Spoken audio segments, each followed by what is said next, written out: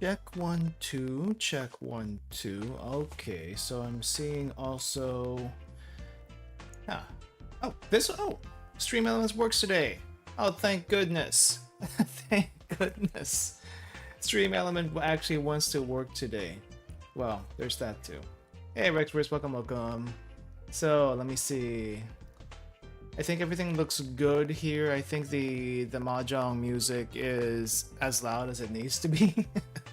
As loud as it needs to be, though. I get it. The music in the game can get pretty loud. But anyway, hey everyone, welcome to the food truck. My name's Ruka, and welcome to the Mahjong After Dark.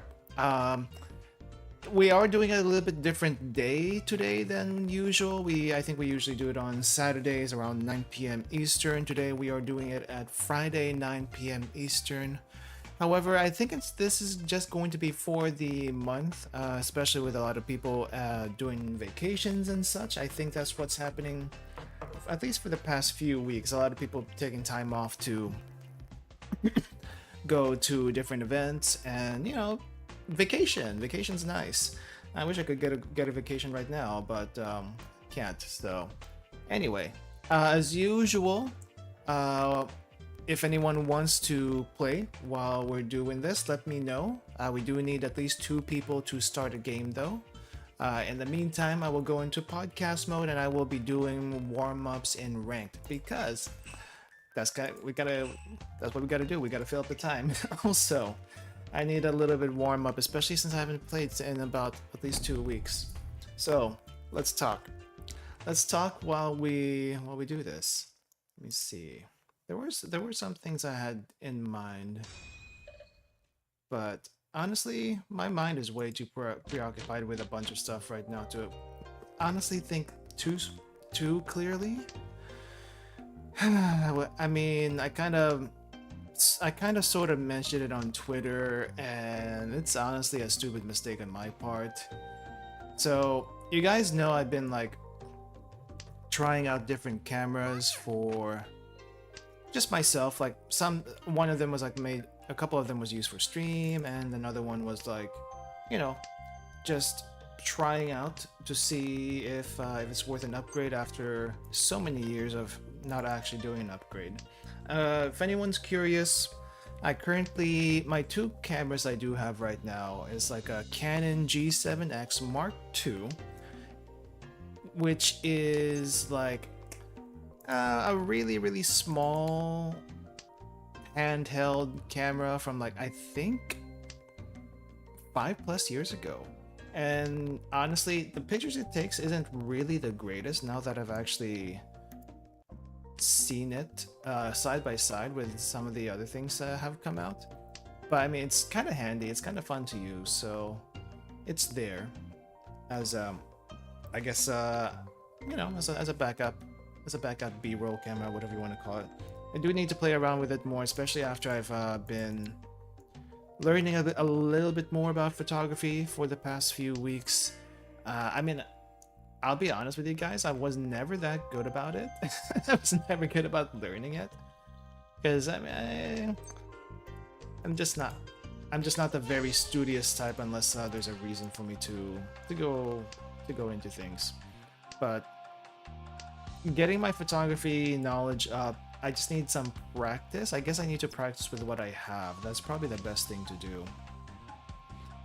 But yeah, so there's a Canon G7X, and I also have like, I don't know what the actual designation is. I think it's like a EOSD something, or rather 600D or something like that. I just call it the Canon Rebel T3i, 3Ti, something along those lines. That seems to work pretty well. But then again, it's a really heavy very heavy old camera from who knows how long. That one I got as a gift, and it's like, you know, it's kind of nice if you want to take really nice pictures of the sky and stuff, just because the lenses I have for it,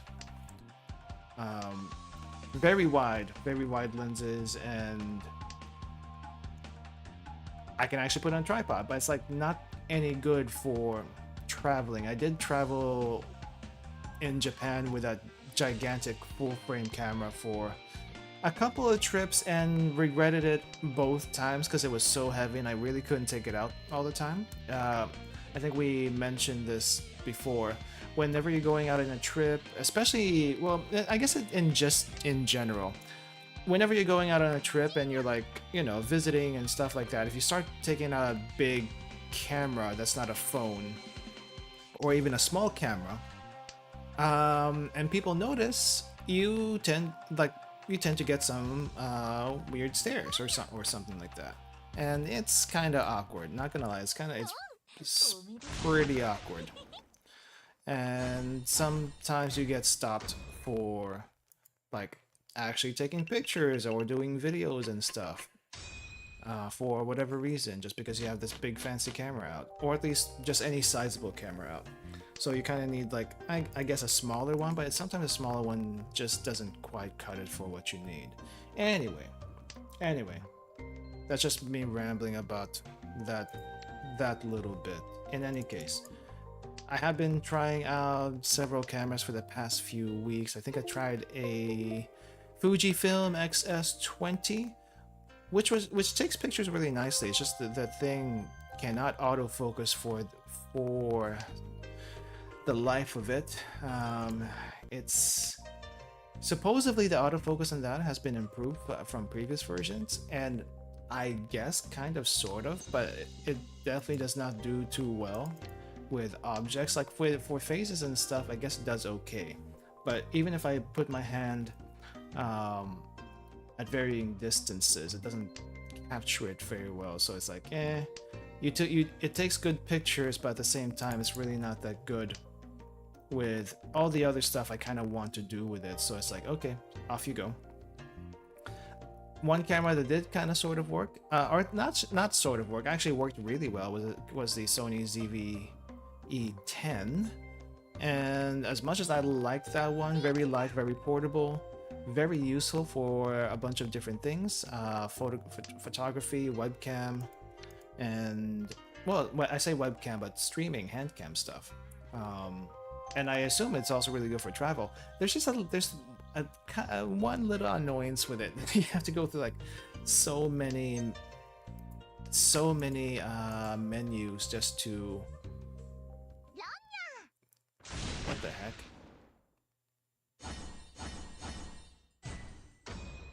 Okay, that came out of nowhere. Anyway, there's just like so many menus you have to go through to get it set right, and I don't know, it's kind of annoying. Super annoying. But anyway, so, and then I guess there's also the Sony a6700 that came out recently. I don't think it's out yet, but like there were like pre-orders and I kind of want to try it, so we're gonna try that at some point. But yeah, anyway, I was trying a bunch of cameras out, let's just say that, and then stupid me, because I was returning cameras to just because I didn't like some of them. I was returning cameras, and like the one of the cameras I returned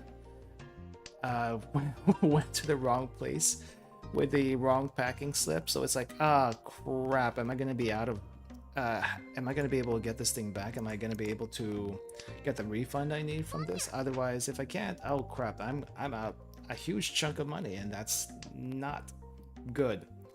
I mean, I can take the damage, but it's not fun taking damage for nothing, if you know what I mean.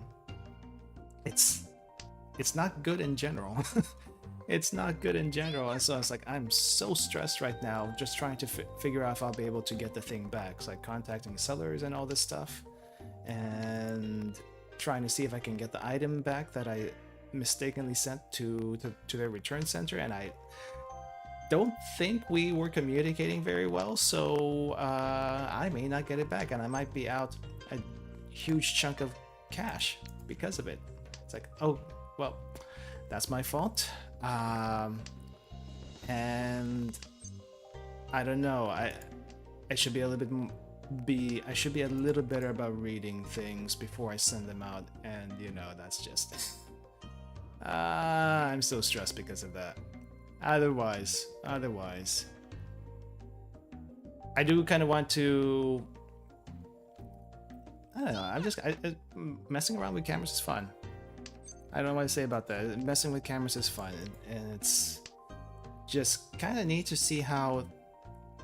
Not neat necessarily, actually. It's impressive how much different, how much better the cameras are now compared to even just 4 or 5 years ago. It's pretty ridiculous, actually. It's like I've been always wanting to get like really sharp pictures for food photography, landscape, and all that stuff. And even I guess I can do a little bit better now with a little bit more know-how with how to actually use a camera well, better. But still, it's like I could get much better pictures for less work if I actually upgrade a little bit. But I mean, I guess the fundamentals will always stay with you if you know, the fundamentals will always stay with you if you actually learn them to begin at first, you know. And I need to do that. I just need to do that.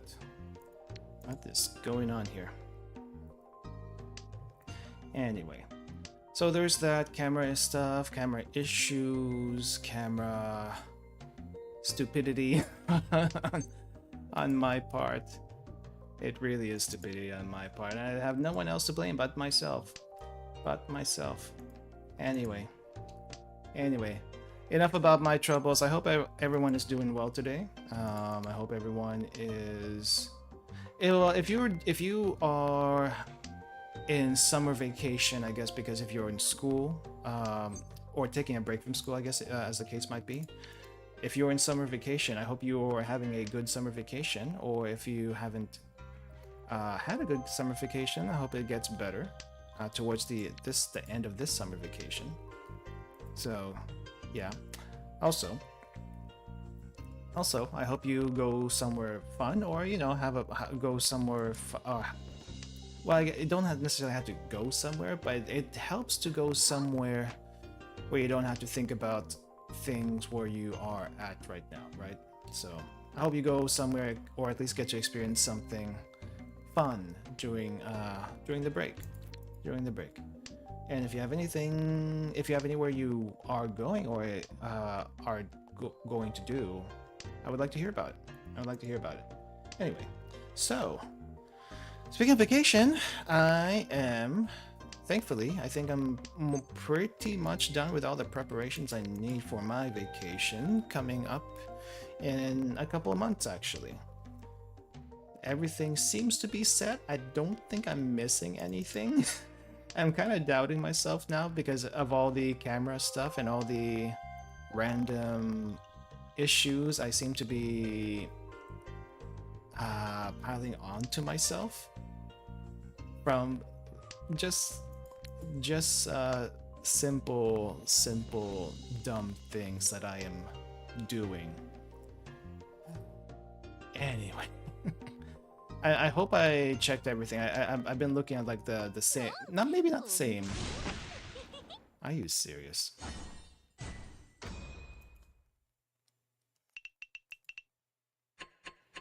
Okay, extend it. At least I'm not fourth, but I also haven't gotten anything good here. Anyway,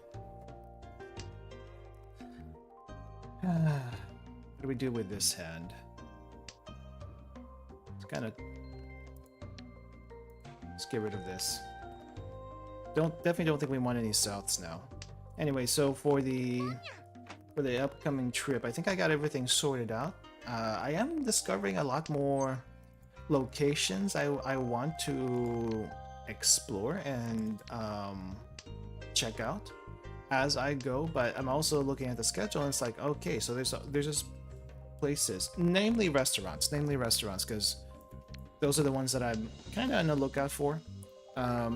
And honestly, there's like a lot of neat restaurants and like shops that you can try out while just roaming around most neighborhoods in Japan. I guess I should just say most neighborhoods in Tokyo. You could also do it in other cities, but it has to be a pretty big city to, you know, for you to be able to find something. Because just because you can find something in Tokyo doesn't necessarily mean you're going to be finding it in a smaller town, even next to Tokyo. That doesn't really make much sense because Tokyo is really huge and there's a lot of smaller towns near there. But I mean, in any case, explore. And I'm like just getting these random YouTube videos. Okay, so we are third. I've been losing a lot of points since the last time. I think last time I did this, I lost a lot of points. I did 4th place quite a bit last time. What was actually my record? Oh, what's this? Sleep Fantasia, attempts left. Are we doing bingo? Win 1 Yaku. Why do I just not flip everything here? And then we get rewards as we play. I guess I'll just do this. I don't really do these event stuff in Mahjong Soul, but I guess you gotta do this kind of thing if you're playing the game regularly, which I do not. I just play this casually, but I only see it. I mainly just see this game as a Mahjong table. All the other event stuff is not a priority, which I guess is fine. But you can just be very casual about this and not worry too much about anything else. I mean, there's not like a meta, you know. It's not a gacha game where there's like a meta or anything like that. So on one hand, that's kind of nice. You can just kind of focus on the game, but at the same time, they have to do a bunch more, I think, to be able to make money, especially for skins are basically the only are really their only place to make money. Okay, let's see. 1, 2, 3. I got 4th place 3 times the last time we did this, and 3rd place every other time, and it hasn't improved since before. So I guess we're gonna have to keep going. Wait. No, east. Do not want to do a south game. South game would be okay, but I don't know. I like quick games better. Quick games are just faster. But I'm hoping I got everything sorted out for this trip. I'm just finding a bunch of little small random restaurants and stuff that I kind of want to try. Like, there's just one place somewhere down in southern Japan that there's a yakitori shop, I think, or something like that, run by a Canadian. I mean, it's not unusual that foreign residents who currently live in Japan open up shops and stuff of varying stuff, and you know, that's how they make their living while they live there. Like restaurants. I think there's like one Italian chef or something, or not necessarily an Italian chef, but an Italian that runs a ramen shop in some place, which I also kind of want to try. I mean, I think that's a novelty in itself, but at the same time, how good is it? How good is it compared to all the other ramen shops, all the other yakitori shops, and such in the town they're in? Apparently, there's also some really good actual Italian food in Japan. I can't say for certain if that's true or not. I have had quote-unquote Italian food, but it's not like, I don't know if it's legit Italian food or what, because this was like an Italian restaurant in Shibuya, I believe. I think it was Shibuya. Pretty sure it was Shibuya, because I remember we had to like meet by Hachiko, and Hachiko is the place to meet in Shibuya. It is so iconic. So iconic. But there's like one corner in Shibuya where there's a bunch of like restaurants and shops, mostly restaurants, I think. Like you can find a Burger King, you can find a Wendy's, you can find a McDonald's and a bunch of other stuff. But but you can also find like little bars and fancier restaurants. Well, it's not really fancy. When we went to this one, when I went to this one Italian restaurant, it wasn't necessarily fancy, but it was also like you just have this sign outside a building for an Italian restaurant, and you had to like go downstairs because a lot of shops do that. A lot of shops do that, especially in Tokyo, where they build downwards instead of upwards. I mean, there's not a whole lot of space. There's not a whole lot of space in Tokyo. Let's be perfectly clear about that. And I don't know. It's just weird. We went to this Italian restaurant underground, an underground Italian restaurant, and I don't think there was that many people in there. Maybe when we went in, I kind of remember one or two other tables that were, no, maybe just one other table that was that had people in it. I also remember the place being pretty small, so it's not like it could fit. It's not like a Olive Garden or something where you had like a bunch of seats and such, and can cram a bunch of people in there. It's definitely not like that. It's like a very small, maybe 4 or 5 tables at most, and those 4 or 5 tables at most maybe had between 2 and 3 seats or something like that. 4 seats at most, I guess. And the group I was with, we took 4 seats, so there was that. Oh crap, what are you gonna do this time? And toss.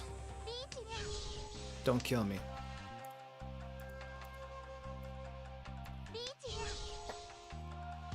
Anyway, we went there, and it was a it was interesting because I think I saw some pasta dishes I didn't quite, what do you call it? I didn't quite see before. I mean, I guess seafood pasta isn't that unusual, but the seafood pasta that I saw was like clams and a couple pieces of shrimp, which is what one of the people I was with ordered, and I guess that the other one ordered just a regular pasta, but no, I actually no. Speaking of regular pasta, I don't remember actually seeing just quote-unquote regular pasta on the menu, not like, you know, a bolognese pasta, fettuccine, alfredo, that kind of stuff. I don't think I saw anything like that. It was kind of more creative stuff, more fancy stuff. And I think one of the fancier ones that I saw was like, not really fancy, but creative, question mark, was a pasta with a poached egg on top.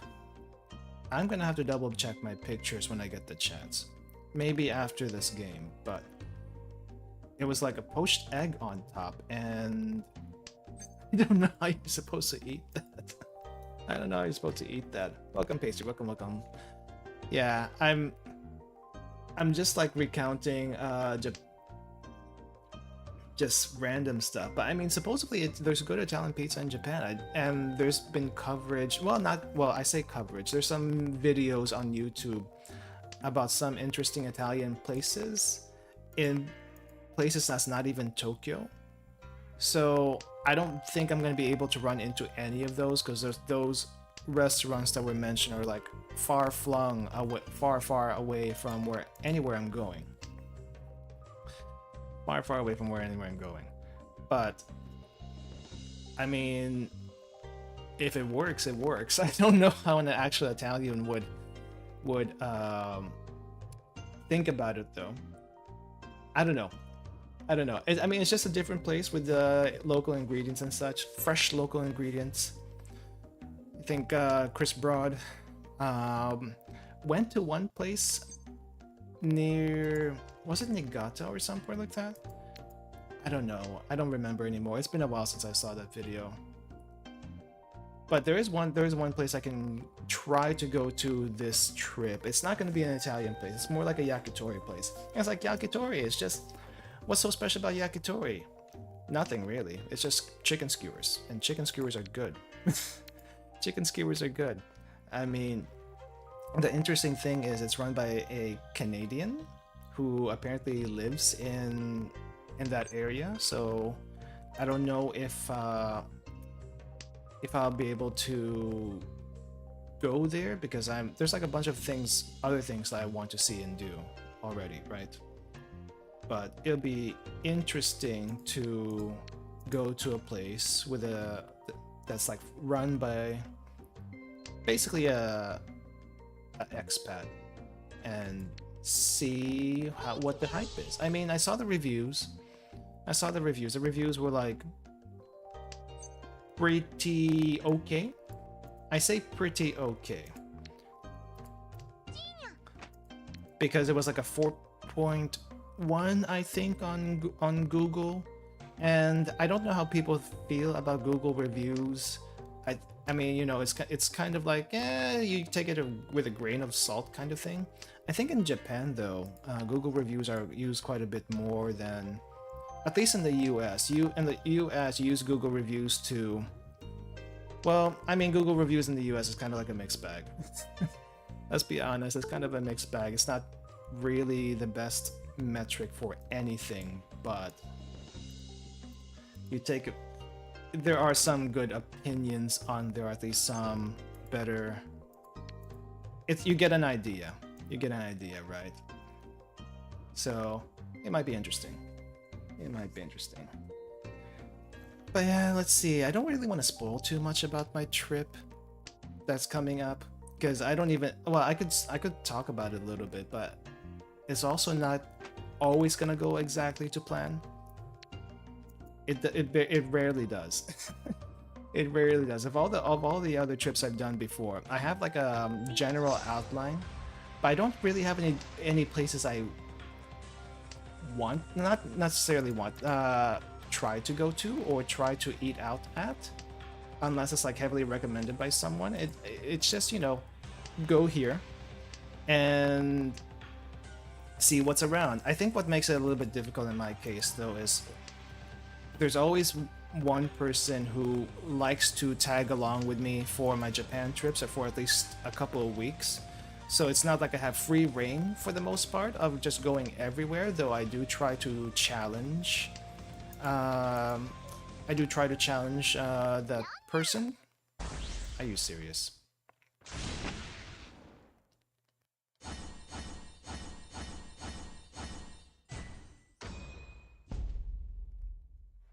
Ouch. I do not need a 4th place today. I am already having a crappy day. I don't need this right now. I must get my revenge somehow. I don't know how we're gonna do it, but we're gonna get it.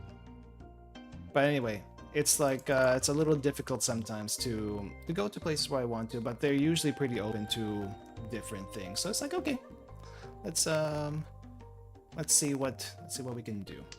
Let's see what we can do. They usually just leave it to me to take them to different places and stuff. So they're kind of, sort of, but also I can't eat everything I want to eat because stomach space is a thing. And if one person's not hungry, you can't really force them to come with you to eat and such, you know. Like, though, even if you do walk around all the time, I mean, you do walk around all the time in Japan anyway. It's kind of hard not to. But even then, it's a little difficult to eat everything. Calories still is a thing, and even though portions in Japan are smaller to a degree. If you eat enough, it's gonna add up. It's gonna add up. I found that out the hard way, I think, on my... Was it the second or third trip? I think it was on the second trip. I think I gained despite walking everywhere, I gained a good 10 pounds, which is... ouch. Actually, not even... Was it 10 pounds? Was it more than that? Somehow, I don't think it was all muscle, which was the sad part. Because no, when you walk everywhere, right, your legs get a workout and it gets really strong, which mine did. Mine did get really strong. Honestly, every time I come back from that trip, my calves are like super rock hard for the next month. It's amazing. It's absolutely amazing how hard my calves are. But it doesn't last too long because, you know, once you get back to your place and you don't really have reliable and easy to access public transportation, you more or less kind of like just drive everywhere. And then of course you're not going out every day, so you're doing your usual stuff at home, lounging, watching YouTube videos, watching anime, that kind of thing. So it's like kind of like, yeah, that would make you lose muscle really quickly unless you're the type to work out regularly. It's kind of funny. It's kind of funny. It's ridiculous also how many stairs, okay? It's ridiculous how many stairs you have to climb, walk up and down while you're traveling over there. And there's a lot of places also with escalators, especially if you're like near a shopping mall or like near train stations and such.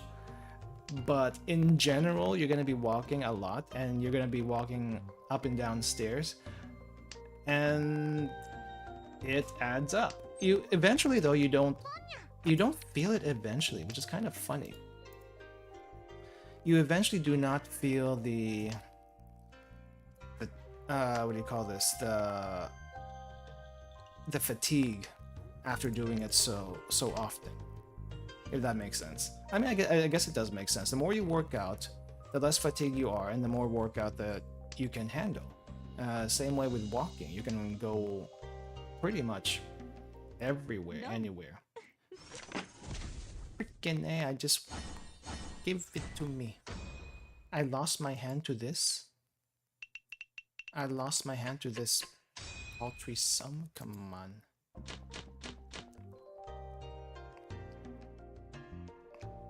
I wasn't gonna get the Daisangen, but still, jeez. At least give me something to work with. Madge. I am mad. Ah. Well, we have something else here. Let's see if we can get this going. Anyway.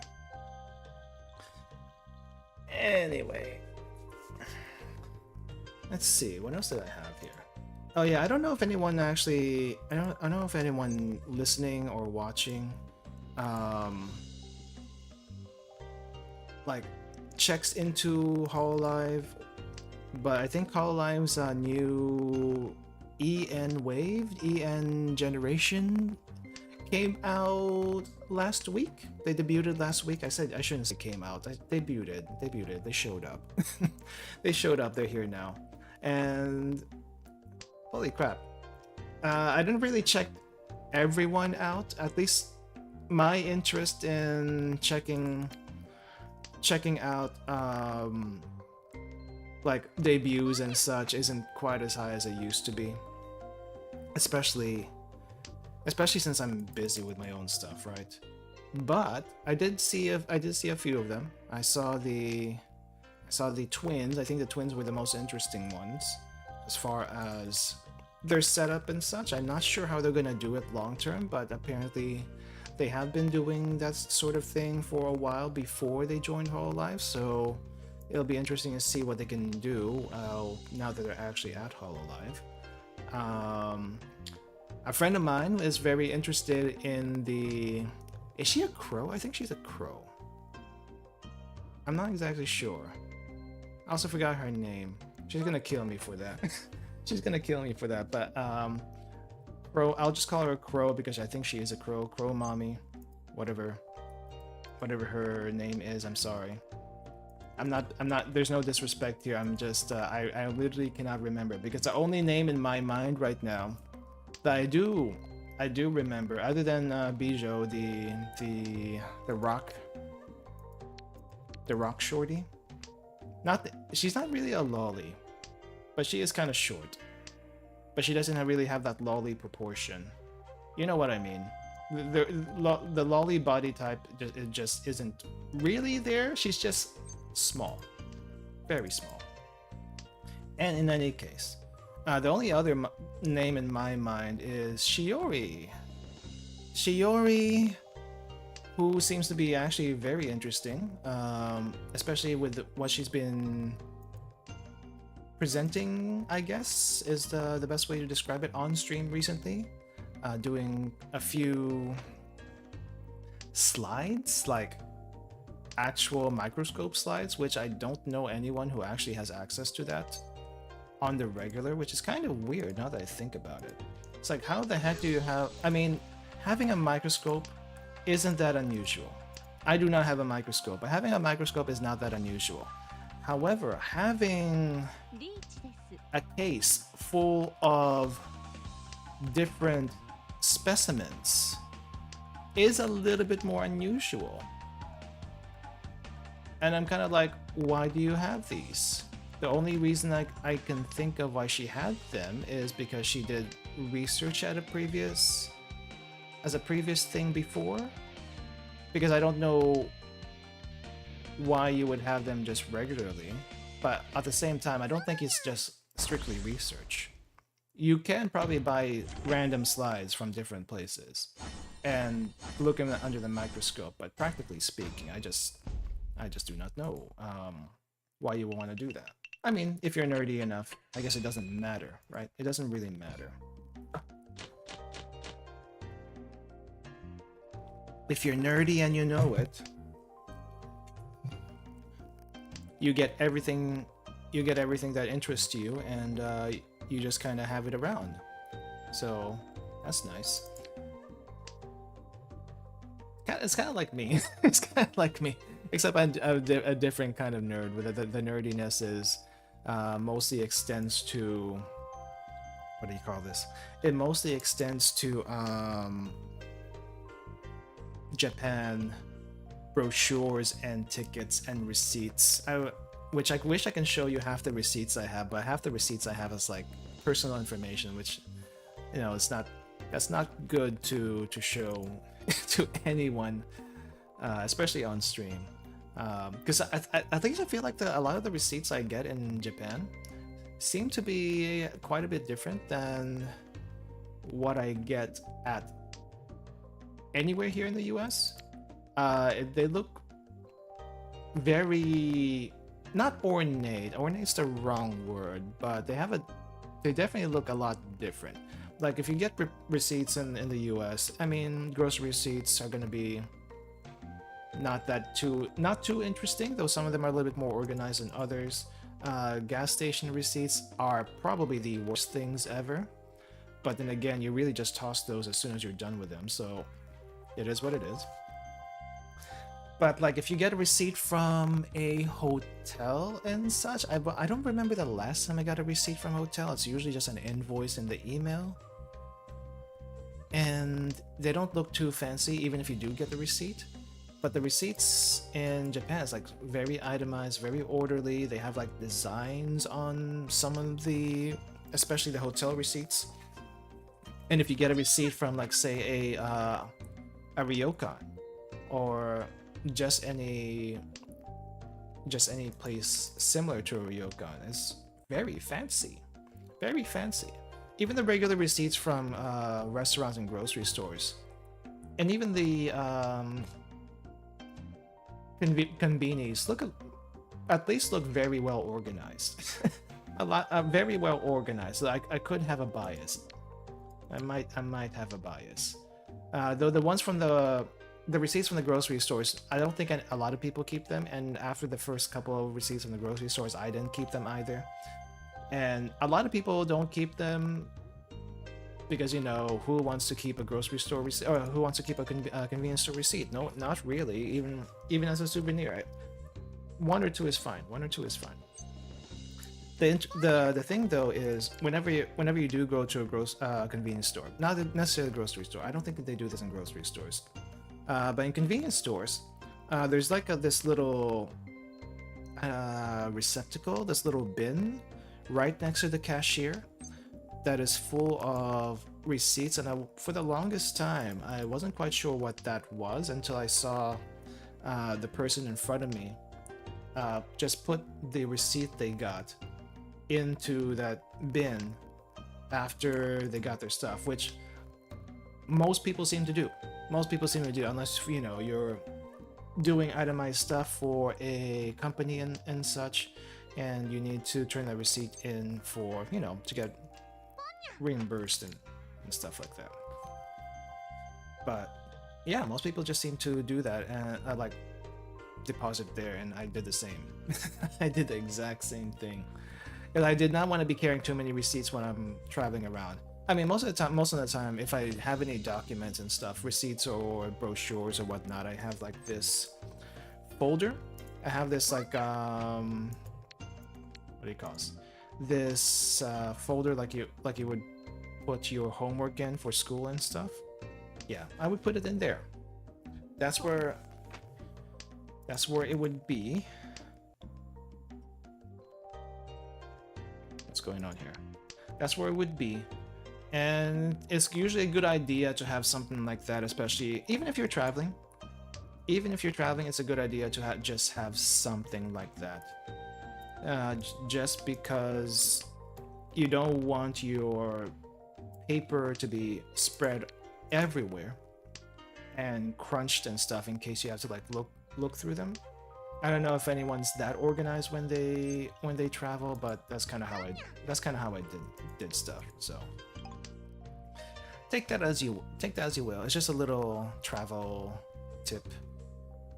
Little travel tip for that. Speaking of travel tips, by the way, for anyone going to Japan, I don't think I mentioned this before, so I'm going to be mentioning it now, and I'll probably keep on mentioning it until people get tired of hearing it from me. Have a purse. And when I say purse, I don't mean the big purses that you know, that most girls have that they carry around and put everything in. I mean like a coin purse. I should clarify. Have a coin purse, or at least something that you can put coins in. And I don't just mean 1 or 2 coins. You're going to be putting in there a cup full of coins.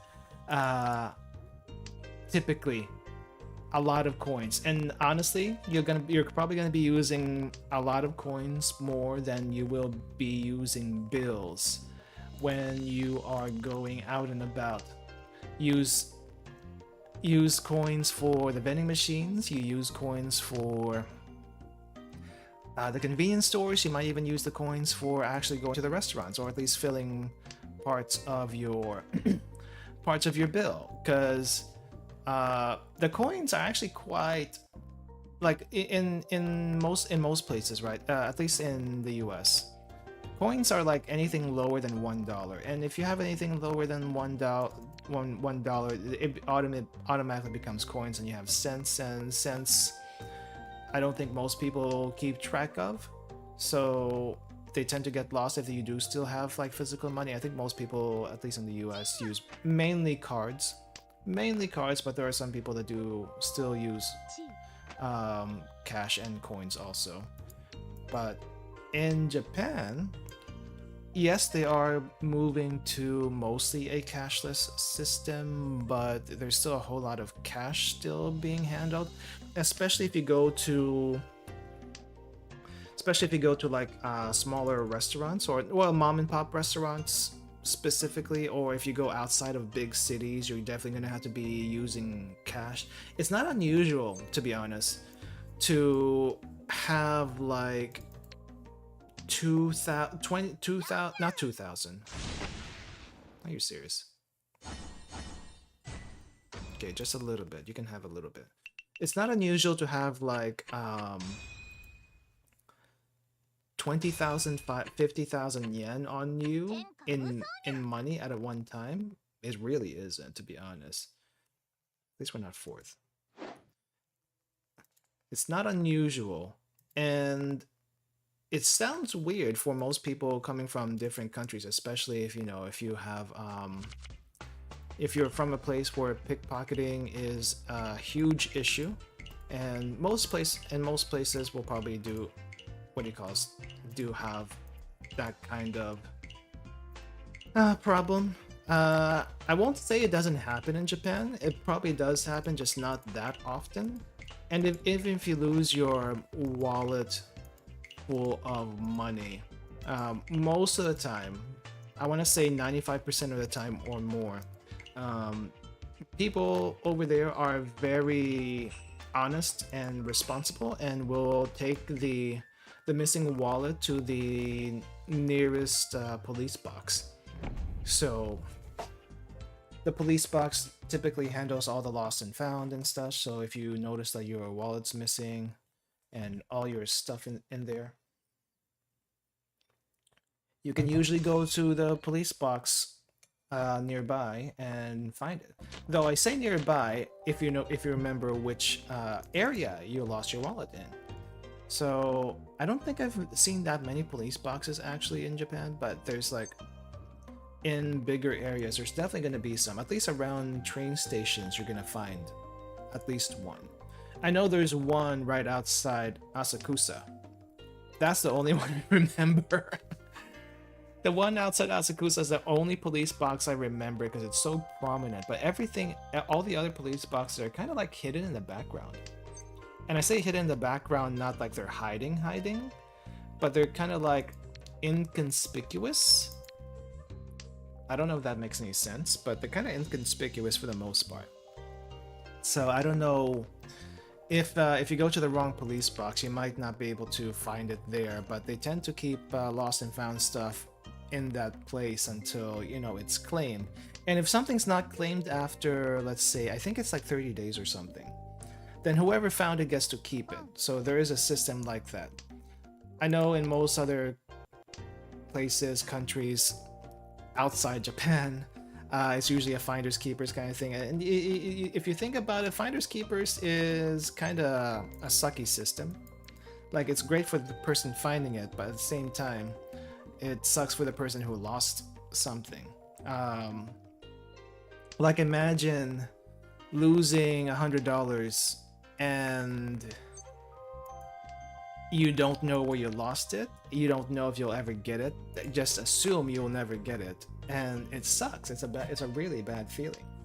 A really bad feeling. But at the same time, for the person who found it, how are you? Even if let's say it's a huge sum of money, how are you supposed to find the person that dropped it? Especially if the money is like loose and it's not like in a wallet. If at least it's in a wallet, you can get it back to the person, right?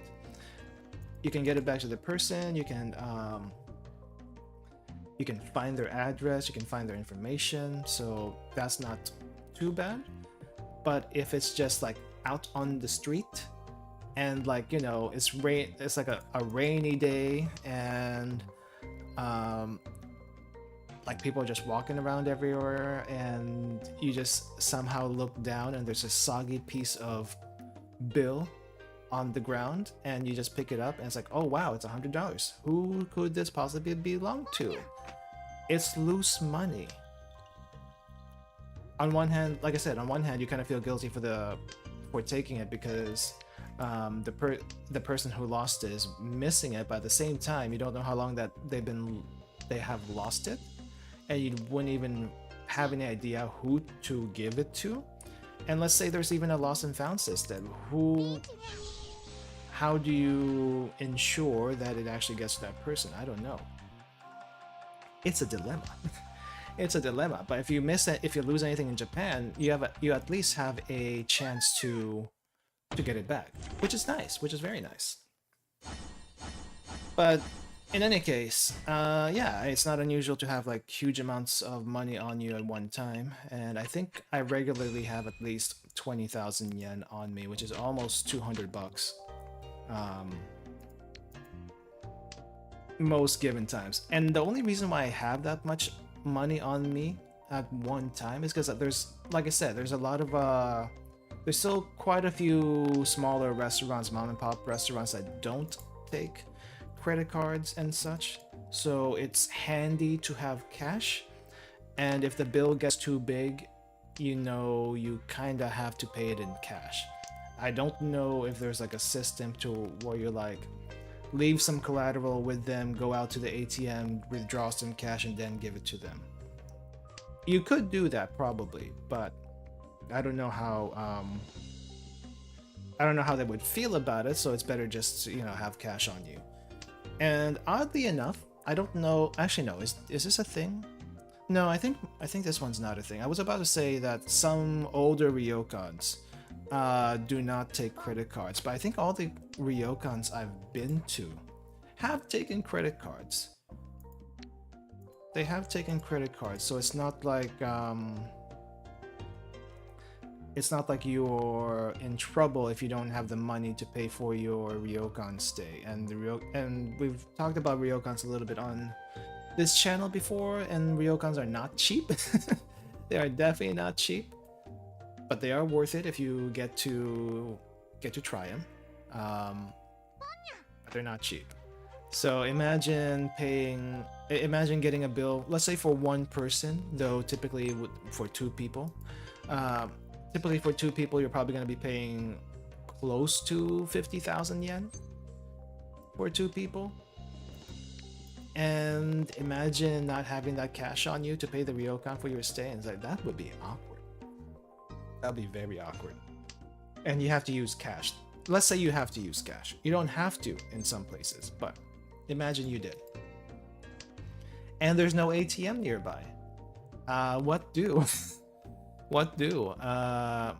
Thankfully, that's not the case most of the time. You should be able to use a credit card if you do have one.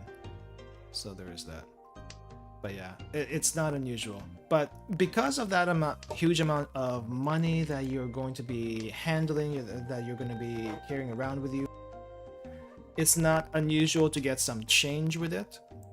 And because you're going to be getting a lot of change back, you definitely might want to have a coin purse. And like I said, unlike the US, where coins are typically like cents and most people don't really think about them too much, like especially in the US, you have like 1 cent, 5 cents, 10 cents. I think it only goes up to 25. There used to be a 50 cents or a 50-cent coin, but 50-cent coins are more like a novelty than anything. Or at least you don't see them in circulation more often. So it's a little bit easier to miss those quarters that add up to dollars and such. But in Japan, it's not really like that. You have like 1 yen coin, which are the ones that people don't really care about, but they're still kind of useful in some situations. But you also have the 5 yen coin. So you have 1, 5, 10, 50. Those will be your cents.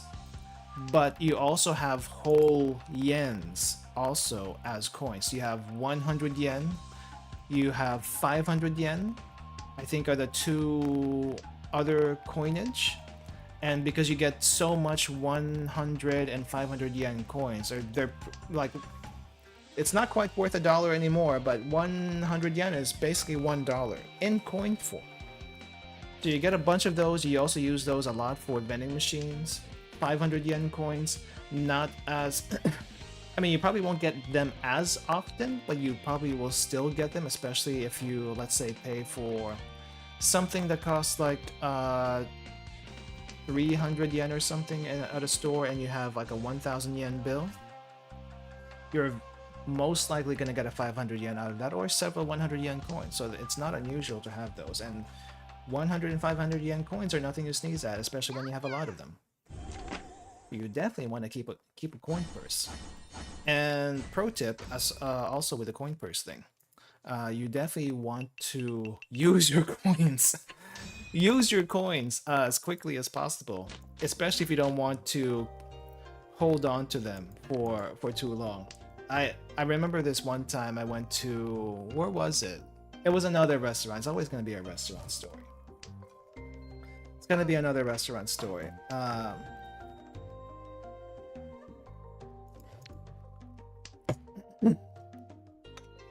Sorry, I just had to take a sip of water there. But yeah, it's gonna be at this one restaurant in, I think it was in Tokyo.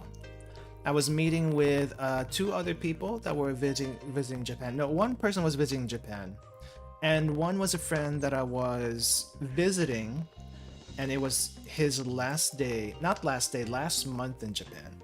So we decided to try, well, not try, we went to like a somewhat popular, I guess somewhat famous, I guess, question mark, izakaya. I guess you can call it an izakaya. I think it's more like an izakaya rather than an actual bar. Then again, I don't think actual bar, there's not, okay, let me back up a little bit. Actual bars, I feel like, aren't quite as common as izakaya, because in an actual bar, it's just like bar stools and drinks.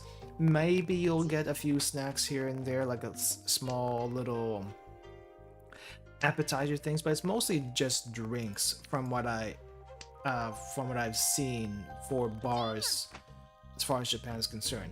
So people like to drink, people like to eat. Izakayas are more common, and izakayas tend to be a little bit bigger. Wow, that's a fancy spin. Izakayas tend to be a little bit bigger. They have space for a lot of people because, you know, they tend to host big parties there also. So we went to this one izakaya in Takano no Baba. I think that's what it was called. It was a very weird station / neighborhood name, so it kind of stuck.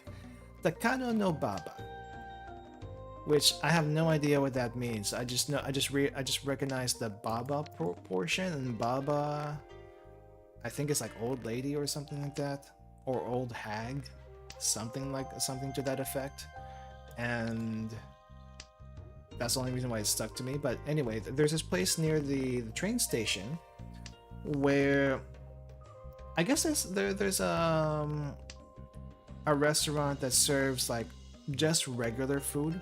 And when I say regular food, like miso soup, rice, fish, honestly, it kind of seemed like I was sort of like a breakfast joint, because it seemed like they had like breakfast-ish food. But you know, you can also eat those for lunch and stuff. So we went there first, and then right afterwards, just to drink. We really didn't, what do you call it? We didn't eat in the other place. For some reason, we didn't eat in the other place, or at least get any snacks from the other place. I'm not entirely sure why. If I get the chance to do it, I might do it again. But I might have to try to see if I can drag someone else with me. But because going there as just one person, I don't know if you can go to an izakaya with just yourself, but it's more like a, you know, a social thing in this case. But a lot of people eat out alone, so maybe it's not too unusual at night. It's just, you know, it'd be better to bring someone else if you could. Anyway, we went to this somewhat I guess definitely was not fancy at all. It was kind of like modeled after a 50s era izakaya. I get 50s era Japanese izakaya is basically the theme of the place, and it was pretty neat actually. The decor was really interesting. They had a bunch of really old signage and not memorabilia.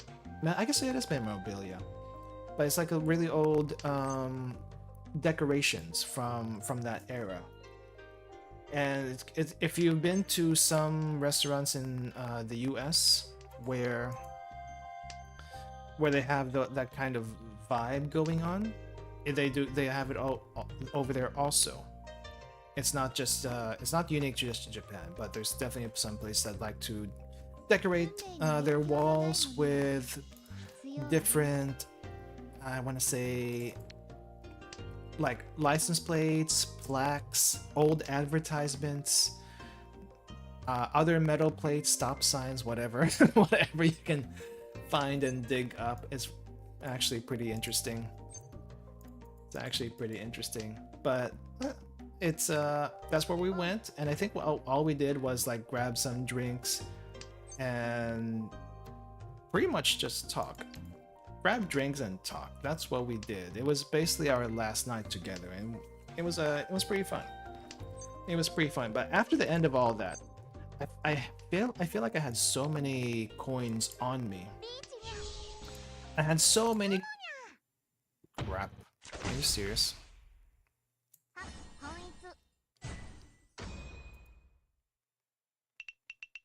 Made me lose my groove. What? Anyway.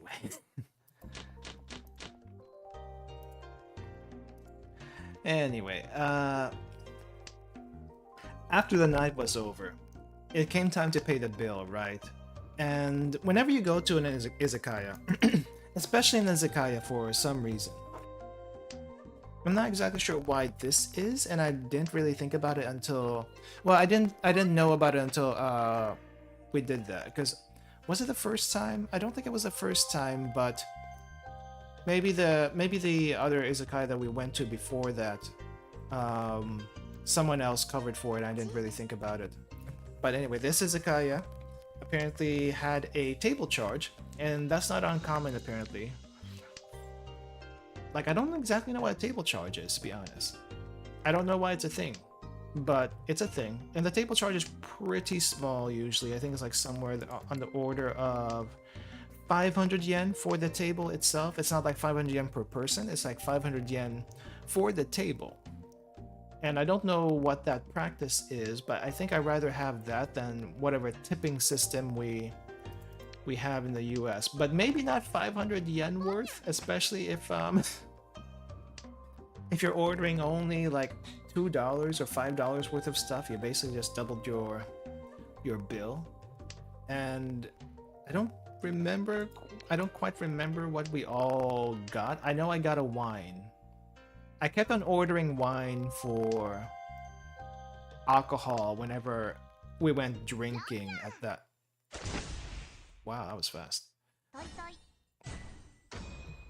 I kept on getting wine for whenever we went out drinking during that time. So it's kind of like, yeah, okay. I'm gonna have my wine. I don't think it costs more than 500 yen. No, I think it costs upwards of 1,000 yen, but not quite 1,000 yen if I remember correctly. But anyway, so the cover charge was like 500 yen, and we were trying to figure out how to split the cover charge. And I was like, no, let me take care of the cover charge. Yeah, are you sure? Are you sure? Yeah. I have all these coins. I want to get rid of these coins. Okay, so use your coins to take care of the cover charge or any small expenses. If you go to a convenience store and you have a lot of coins on you, use your coins. Use your coins. There is a way around not using coins these days, though. So you can, if you have a Suica or something like that, Suica, Pasmo, Ikoka, or whatever regional card that you have, you can also use those to pay for at least convenience store stuff. I'm not sure where else you can use that, but convenience stores, some department stores will take that. I know the airport at Narita does. The restaurants at Narita do take that also. So that's kind of neat. They might also take it Haneda. I've never been to Haneda, but this trip will be my first time going to Haneda, so that's going to be interesting. I feel like that's going to be interesting once that happens. Anyway, you can use your Suica IC card and stuff, so that's kind of neat. If you don't want to deal with all the change that you're eventually going to get, but eventually you're also going to get coins regardless of your best efforts. Like, I don't think you can use Suica and other IC cards at ramen shops, or at least, yeah, ramen shops and mom and pop stores. They just don't have the system for that for the most part. Like, if you go to a ramen shop, it's usually going to be like a vending machine outside, and you have to use coins and bills to pay for that. There is no other way. There is no other way otherwise. But the mom and pop shops, I think in general just handle in cash. Maybe they might, I don't know, I feel like they don't really have it. Unless they're like near a train station, then maybe they might have a card system that you can use, but it's kind of I don't know, I don't think that's common. I don't feel like that's common. I could be wrong. Could be wrong. I'm trying to, I don't know, whenever I say that, I'm reminded of this one place that not quite Kyoto, but a little bit outside Kyoto. I don't even remember what the place is called.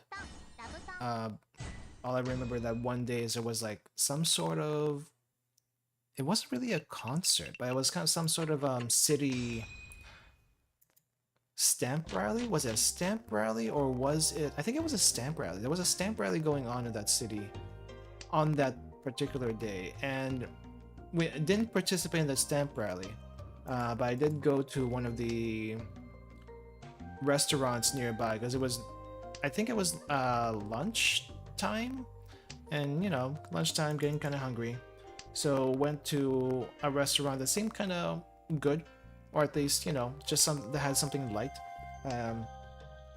So went in, pretty cozy and small, not too small, but pretty small.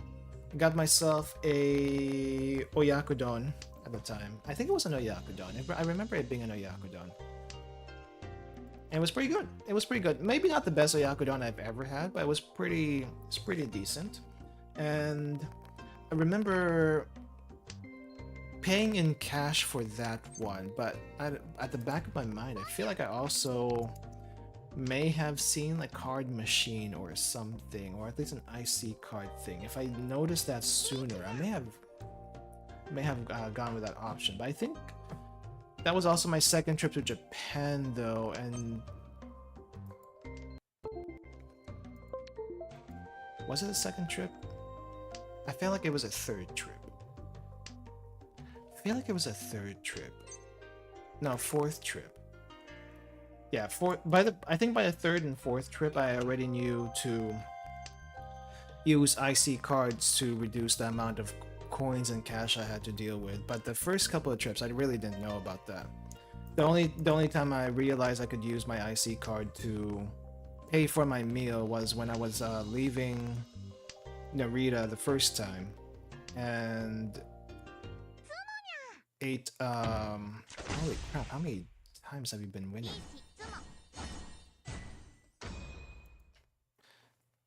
The number of time, the only time I remember to do that, or at least realize I could do that, was like after eating at a restaurant,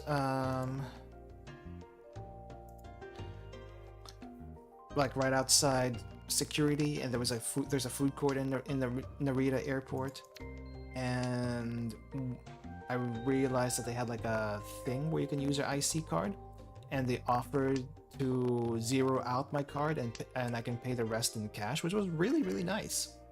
It's really nice if you don't want to like worry about having cash left over in your Suica card after you leave Japan, and just like the money sitting in your Suica card. Like, imagine having like 100 yen or some odd number amount of money in your Suica, just sitting in there, and you don't know when your next trip to Japan is. You can always use that as payment at a restaurant or something at the end of your trip. Zero it out and pay the rest with cash if you have cash. They will do that. They will do that. It's pretty handy. So I do recommend that. I should make some video about like little tips and tricks like that. It's like Japanese hacks that you can do on your trip. Please give me the motivation to actually make videos. I've been wanting to make videos the past few days, and I just haven't found the time, or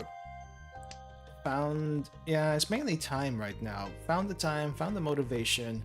I was busy, super busy the day before, what do you call this? The day before yesterday with a bunch of stuff, and really did not have time to do much of anything. Oh my gosh, the day before yesterday is when I sent that package out. I didn't want to be reminded of that. Oh well, here we are. Here we are. The consequences of my actions. And the consequences of my actions are very painful at the moment. So we will see, I will see what's gonna happen next week. Hopefully I get the camera back, but if I don't. Mahjong sold, but these anime girls are all alive? Technically, yeah. Also, by the way, they might not actually be anime girls. There might actually be guys behind them. Just saying. Just saying. Hey, Cooler, welcome, welcome. How's it going? How's it going? I'm just rambling about random stuff. You guys have anything you want to talk about? I'm not the only one that has to talk here, by the way. I mean, I have a list of stuff I can talk about, but I also want to hear from you. This is a Mahjong and chat. Meaning, we gotta talk. I'm not the only one talking. We can talk too. We can talk too. Anything interesting happening recently for you guys? Anything interesting happening for you guys recently? Because I am all ears as far as that's concerned. Anything you're looking forward to? Anything you want to talk about? Anything coming up? Apparently, new anime season started last month. I haven't kept up with any of it. I know there's some recommendations that people have told me about, like some zombie 100 anime that I just have not gotten around to. Atelier Ryza also showed up last month. Again, have not gotten around to that. Are you serious? Well, at least we break the spell. But did you have to break the spell so hard? Ouch. As long as you don't knock me down to 4th place, I'm fine. Where's my crying emoji? Where's my crying emoji? Waiting for that Mario and Rabbids DLC? Wait.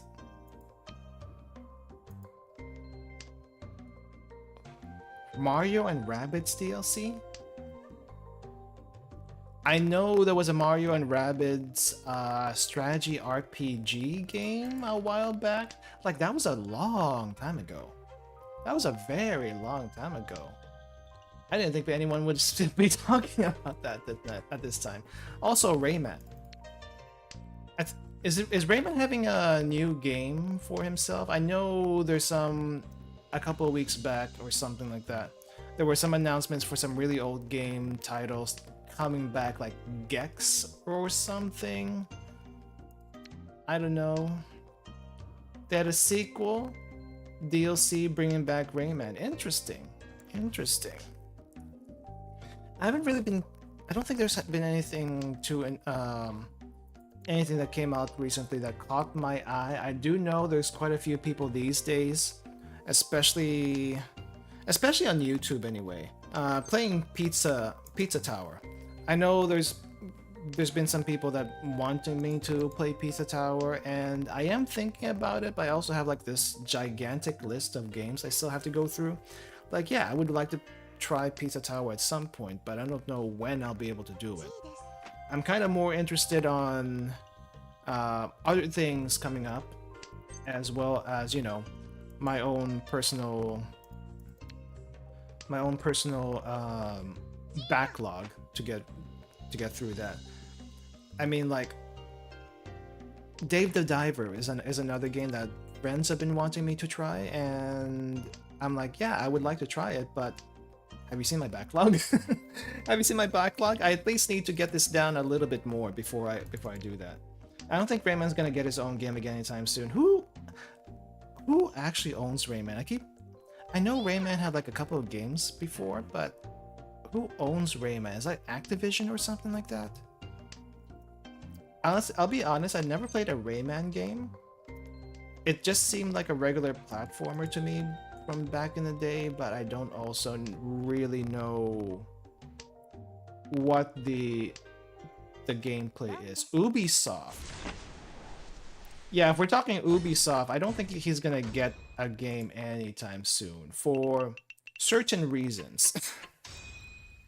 For certain reasons. I think Ubisoft right now, honestly don't know what their projects are at the moment, but I feel like Ubisoft really hasn't made anything outside of Assassin's Creed games for quite a long time. Also, maybe no, I don't think they even made a Hitman game after Hitman. Was it 2 or 3? Is there a Hitman 3? The only thing I know about Ubisoft is they made a bunch of Assassin's Creed games, and those Assassin's Creed games are the only things really that most people play these days that I know of. I do also know there's a controversy with Ubisoft recently, where if you don't log into your Ubisoft account for so long, they will actually lock you out of it and you have no access to your games anymore, which I think is utterly BS. But at the same time, someone dug around on that thing, and apparently it's not Ubisoft's decision to do that. It's more like there's this really weird law in the UK specifically where Data Protection Act or something like that, I don't know, I just heard about it, so don't ask me anything too detailed about that. Data Protection Act, where it affects also gaming websites and distributors and such like that. So if you don't log on for a certain amount of time, they will lock you out and you have no access to them, which is super stupid, super dumb. I do not agree with it whatsoever. But that's a EU law thing. Because of EU law, they have to do that. But I don't know if they do that because they're from the EU. I don't think they are. Or if they have to comply with EU stuff in the EU. I don't know. But it's stupid. The Rayman games are mostly unique because almost all of them don't play the same. Really? I wouldn't have guessed that. I know, let's see. No, I don't know. I do not know. Heard about that. Sounds like the most stupid thing to do. Yeah, the thing is, I don't think it was Ubisoft's decision. They're just literally following law stuff. But if that was the case, how come it hasn't affected Steam people also? I feel like people from Steam would also be affected by the same thing, but you have these people who don't touch their Steam account for a very, very long time, and they're unaffected. So why are they following it and not Steam? Which, by the way, I'm not criticizing Steam for it. It's good for Steam to not do that. Because, holy crap, can you imagine the amount of money that people would have lost if they're locked out of their Steam account? There are some people that have like thousands of dollars worth of games on their Steam accounts, and it would be a shame to lose all of it. And if you're one of those people who, for some reason, got the... Was it the train simulator? One of the train simulators. I feel like it's one of the train simulators. If you're one of the people who got the train simulator and all the little crazy little extra DLCs for that train simulator, I think that's a good $10,000 just right there. The base game is less than $100, I think. And then for some reason, all the other DLCs add up to almost $10,000 or some crazy amount like that. I do not understand. I do not understand. But some people have bought that, and I am baffled. Absolutely baffled. Anyway, that's just, yeah. But the two games I'm kind of looking forward to, at least for this month, which is also gonna increase the backlog even more. So I need to find smaller games to stream. Like literally, I need to find smaller games on my backlog to stream in the next few weeks to reduce it a little bit, or maybe move some games to videos only, so that I can actually do that. But also that would also mean I stream less. But we'll get to that when we get to that. Why did you take my wind? Why did you take my wind? That's my wind. Anyway, the two games I'm looking forward to, at least in the immediate future, Blasphemous 2. Blasphemous 2 and Armored Core 6. Alright, Armored Core 6 is coming out this month. Blasphemous 2, I feel like I can wait a little bit on that one, because I'm right now currently trying to get the true ending of the first Blasphemous game. And that would be great to do before the second game comes out, and I'll be ready for that when it does come out. But Armored Core 6, I feel like it's going to take me such a long time, but it's also going to be fun, so keep an eye on that. Keep an eye on that. Rayman 1 is the most basic game, but it's also the hardest Rayman game. Dark Souls 2D platformer, near perfect. Really? Interesting. Rayman 2 and 3 are the only 3D Rayman games? Wait. Really? Not as hard as Rayman 1, but good in their own right. How many Rayman games are there? Have there only been 3? I think all the Rayman games were on the PlayStation 1? Maybe 2? I know they're old, but I don't remember how old they are. And I heard a snap. I think that was a sub? Thank you? CoffeeBot. Oh! Oh, Exaber, thank you for the tip. Thank you for the tip. Hope you're doing well. I don't think I've seen you in a while. I hope you're doing well. Thank you. Rayman Origins and Legends go back to 2D platforming, but also fast-paced and gorgeous art style. I'm gonna have to look into this. Are any of the Rayman games available on Steam? Because that's the only way I'll be able to play them. Other than Steam, I'll probably only be able to... If I try to find the disc for them, I feel like they're gonna be so expensive. I really feel like they're gonna be so expensive if I look for the original disc on the... They're probably collector edition by now. I bought some old Atelier games for the PS2 a while back, and some of them are kind of okay, and some of them are super expensive because they're like cult classic stuff. Teach me Mahjong Senpai, please. I don't understand. Let's see. It's kind of hard to find a spot. It's kind of hard to find a starting point for that. I will tell you though that the game does have... Mahjong Soul does have a tutorial where you can they actually ease you into the basics of Mahjong, but I will tell you that right now the basics of Mahjong is make sure you have like 3 sets of tiles, either like 3 sets of 3 of a kinds, or a mix of 3 of a kinds and like runs 1, 2, 3, 4, 5, 6, 7, 8, 9, that kind of thing, and a pair. I don't have a graphic on me right now because we're playing, but we can go over the graphic after the game. But anyway, so that's the basics, and the other basic is don't toss any tile that anyone else is waiting for. It's a little hard to do this on the fly. But right now, I can tell you my hand is a big, huge mess. I don't know where I'm gonna go with this, but I have a few sequences here that I'm trying to solidify, but it's also really hard to solidify when I'm just kind of like not really paying attention and playing by ear kind of thing. But we'll go over very, very basic stuff after this game maybe. Let's see. I only named a few Rayman games, not counting the Rabbids game. Well, I guess the Rabbids game doesn't really count as a Rayman game. The Rabbids and Rayman and Rabbids is more like it's extra, right? So you can't really call it a Rayman game specifically. Okay, this person has been winning way too much today. And I used to be one of these people too. I used to be one of these people that win way too much. So, Rayman Legends on Switch if you haven't. Oh, really? Okay. Let's take a quick break from the Mahjong. Let's take a quick break from the Mahjong. We're going to do a quick Mahjong lesson, and I'm also going to check some Rayman stuff out.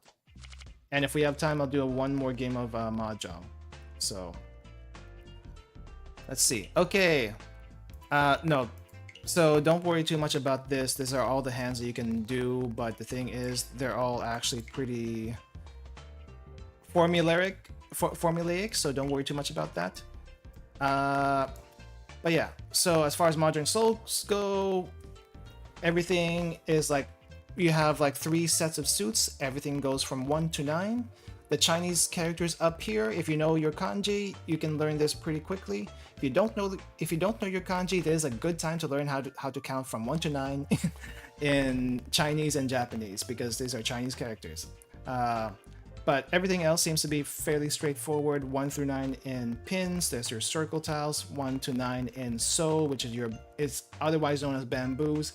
It's a little weird that they use the peacock here as a 1, and I don't know why peacocks are bamboos, but they are in this case. But it's like 1, 2, 3, 4, 5, 6, 7, 8, 9. You can count them.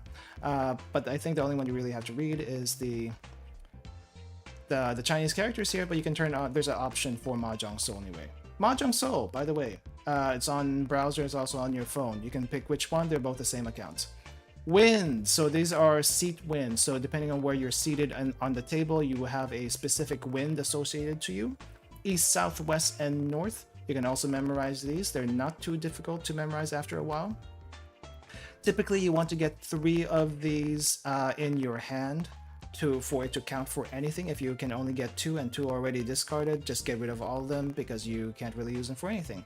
Dragons, always a good thing to have, but you must have 3 of a kind for them to be worth anything. Same as winds. Winds that are kind of specific, you usually try to get whatever round wind you have is going on, or your own seat wind. Both will give you points. If you get anything else other than that, you don't get points for it, but you can still use it for your hand. Anyway, that's a quick and dirty as far as the actual hands go. Basically, what you try to do in Mahjong, the basic way to win is you want to get sequences, you want to get triplets, and you want to get pairs. Well, you always will have at least 1 pair, but you want to get 3 or 4. No, you want to get 4 sets of either sequences and triplets. That is the very basics of Mahjong, and then a pair. But just because you can get 3 sets of sequences and triplets, just because you get all your sequences and triplets and the pair, doesn't mean you can turn that in for points. There is a winning condition specifically for Riichi Mahjong, where you have to get a Yaku, and a Yaku is basically a sequence, specific kind of sequence in your hand to let you win. So that is the very basics. And then we're gonna have there's like a lot of Yaku, and these are, you can look this over. This is too much to go over. I think I had like one drunken Mahjong stream where I went through all the Yaku over here and talked about it. I don't know where that Mahjong stream is anymore, but I would like to clip it if I can find it again. At some point, if I can find it again, I would like to clip that, because I will refer to that every time for people who want to learn how to play Mahjong.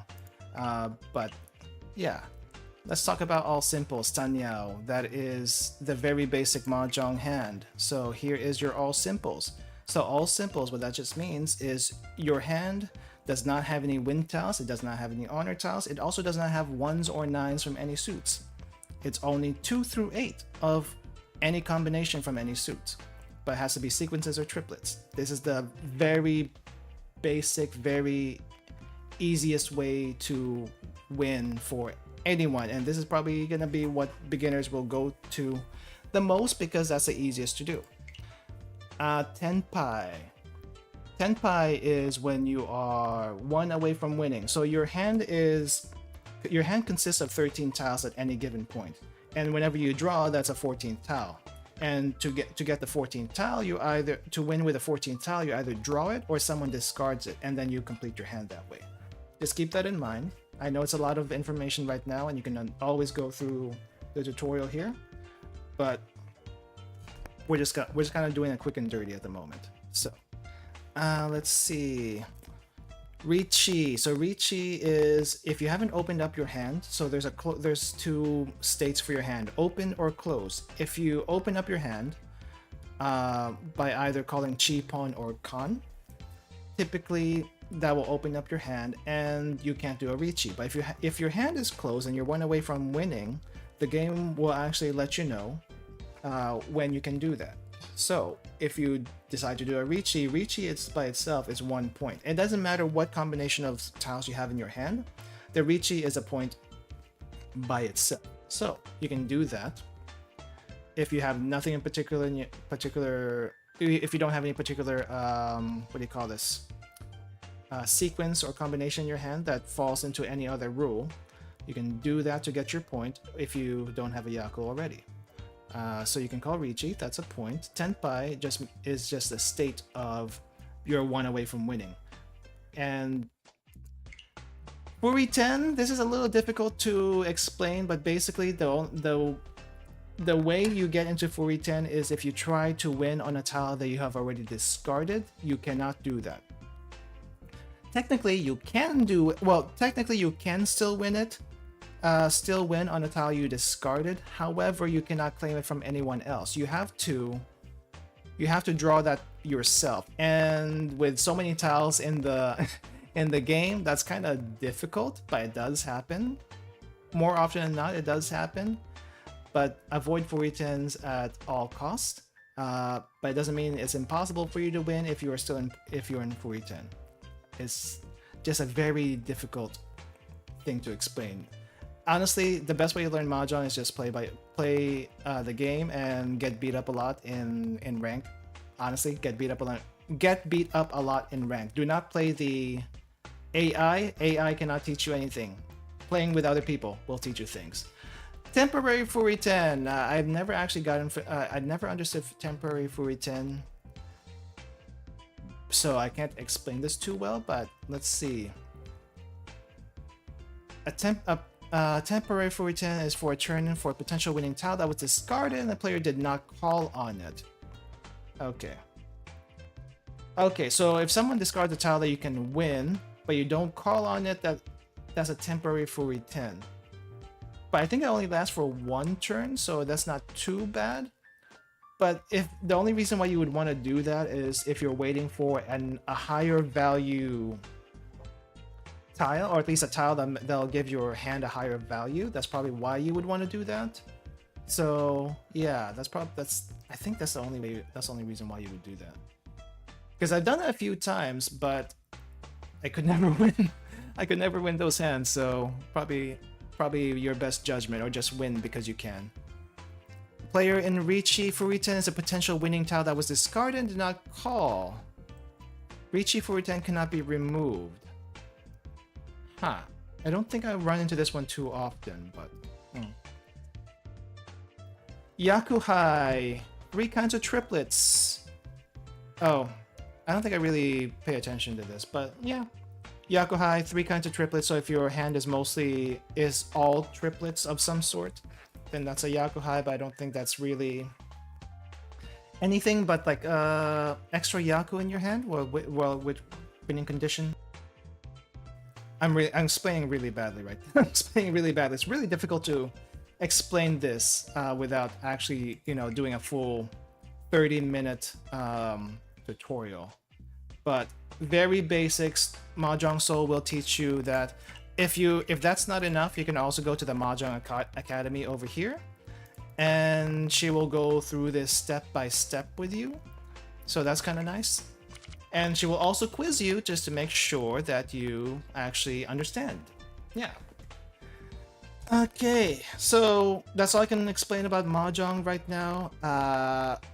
Mostly whenever I do these Mahjong talk streams, I'm not exactly talking about Mahjong. I'm not exactly talking about Mahjong. I mostly talk about some random stuff, either anything that you want to talk about, because this is mostly a it's kind of my way of doing a community night. It's my way of doing a community night, but it's not really your typical, I guess, community night. I only do this because I can't talk without doing anything. So if I have like, unless I have like an actual talk stream, I'm usually doing something else, either like for the cooking streams, that's technically a Zatsudan, so I will be cooking and talking at the same time. If I'm doing a Japan talk stream, I'm not just talking about Japan, I'm also showing you pictures, I'm showing you items, little items here and there.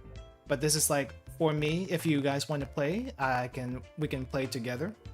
But we do need at least 2 people to do that, otherwise just we'll be playing against more than one AI, and I don't think that's kind of fun. I don't think it's fun. So, but yeah. Ranked though, get into ranked once you feel confident enough that you have learned the basics, and then play, and then don't be afraid of getting beat up so much in ranked. Get it, every time you lose, it's just a step closer to winning. Every time you lose is a step closer to winning, and I say that because you have to get used to the idea of failure. And if you don't get used to that, you can't move forward. Holy crap, I mean, look at this. I've been getting 3rd and 4th for the past several games. For the past 2 weeks, I've been getting 3rd and 4th, and that negatively affects my rank. I used to be at like around, I think, 400 over 800 on Adept 2, but I'm now around 200 something at Adept 2, which, you know, did not help that, one, I'm not paying too much attention to what's happening on the board, but also, two, there have been a lot of people who are been really good, and that last game was no exception, so it's like, okay, I'm kind of screwed. I'm kind of screwed. So yeah. Anyway, let me look at some Rayman stuff really quick, because I'm kind of curious about this whole Rayman business on the Switch. I guess there's a Rayman on the Switch, though I don't know. I've been playing Blasphemous for the past few days on the Switch, and I did have some luck with changing the dock to the actual official dock, so that did help with the lag.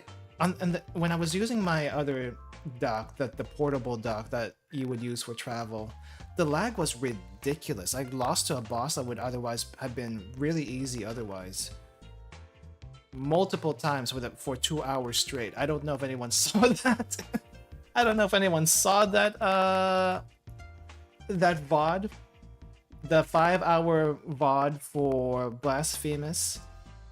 Literally the last hour and a half to 2 hours is just me trying the same boss over and over again and fighting lag at the same time. But I never had that much issue before, so that's kind of weird. That's kind of weird. Okay, I think I'm only getting the original Rayman on Wiki. Oh, there is a Rayman's Legend on Steam. Interesting. Do I have to go through Ubisoft for this? Because if I have to go through Ubisoft for this, that's going to be so annoying. I don't want to go through Ubisoft. I'll be honest, I don't want to go through Ubisoft. I'll probably put it at least on, oh, there's a demo. We might try the demo at some point. Definitely not today, but we might try the demo at some point. Because I don't remember ever playing Rayman. I remember playing a bunch of Crash Bandicoot. At least the Crash Bandicoot 2. And maybe a little bit of 1. I remember playing a little bit of those. I never beat either of them. I remember playing a little bit of those at some point. Okay. How much time do we have? I think I have time for one more game of Mahjong and random talks. And we don't have the usual people here that we usually play with for with chat. So sorry, but today's gonna be mostly a podcast style. I mean, it's always a podcast style whenever we do this, but even more podcast style than usual. In any case, Rayman Legends, highly recommended, amazing game. Yeah, it seems pretty. It seems like it's something I could try, but again, I've I have like what is my backlog now on Steam? My backlog on Steam currently, I have let's skip that one. I don't want that. Good starting hand, but also very scary right now what's going on the board. Especially if someone reaches this early into the round. Oh, I hate you. How was I supposed to know you were waiting on that? Ouch. Ouch. That's gonna be a lot to recover from. There is literally no way for me to guess what they were waiting on. Absolutely no way. The earlier it is they reach you in the game, the harder it is for me to... Well, the harder it is for anyone in general to figure out what they're waiting on. And if you're unlucky enough to discard the thing that they're waiting on, it's bad. It's super bad. You could get knocked out super quickly. Sure, you know what? We're gonna go fast. We're gonna go fast. I don't like calling pawns because that cheapens your hand, but I'm gonna go fast here. I'm gonna go fast. Anyway, let's see. Oh crap, what was I looking at? I have like 60 games in queue for stream. There's quite a few long games there, so it's gonna be a while before I actually get through that. And then I do have my also personal queue / recording queue, which I might want to record some games for the channel. What do I think about Rayman?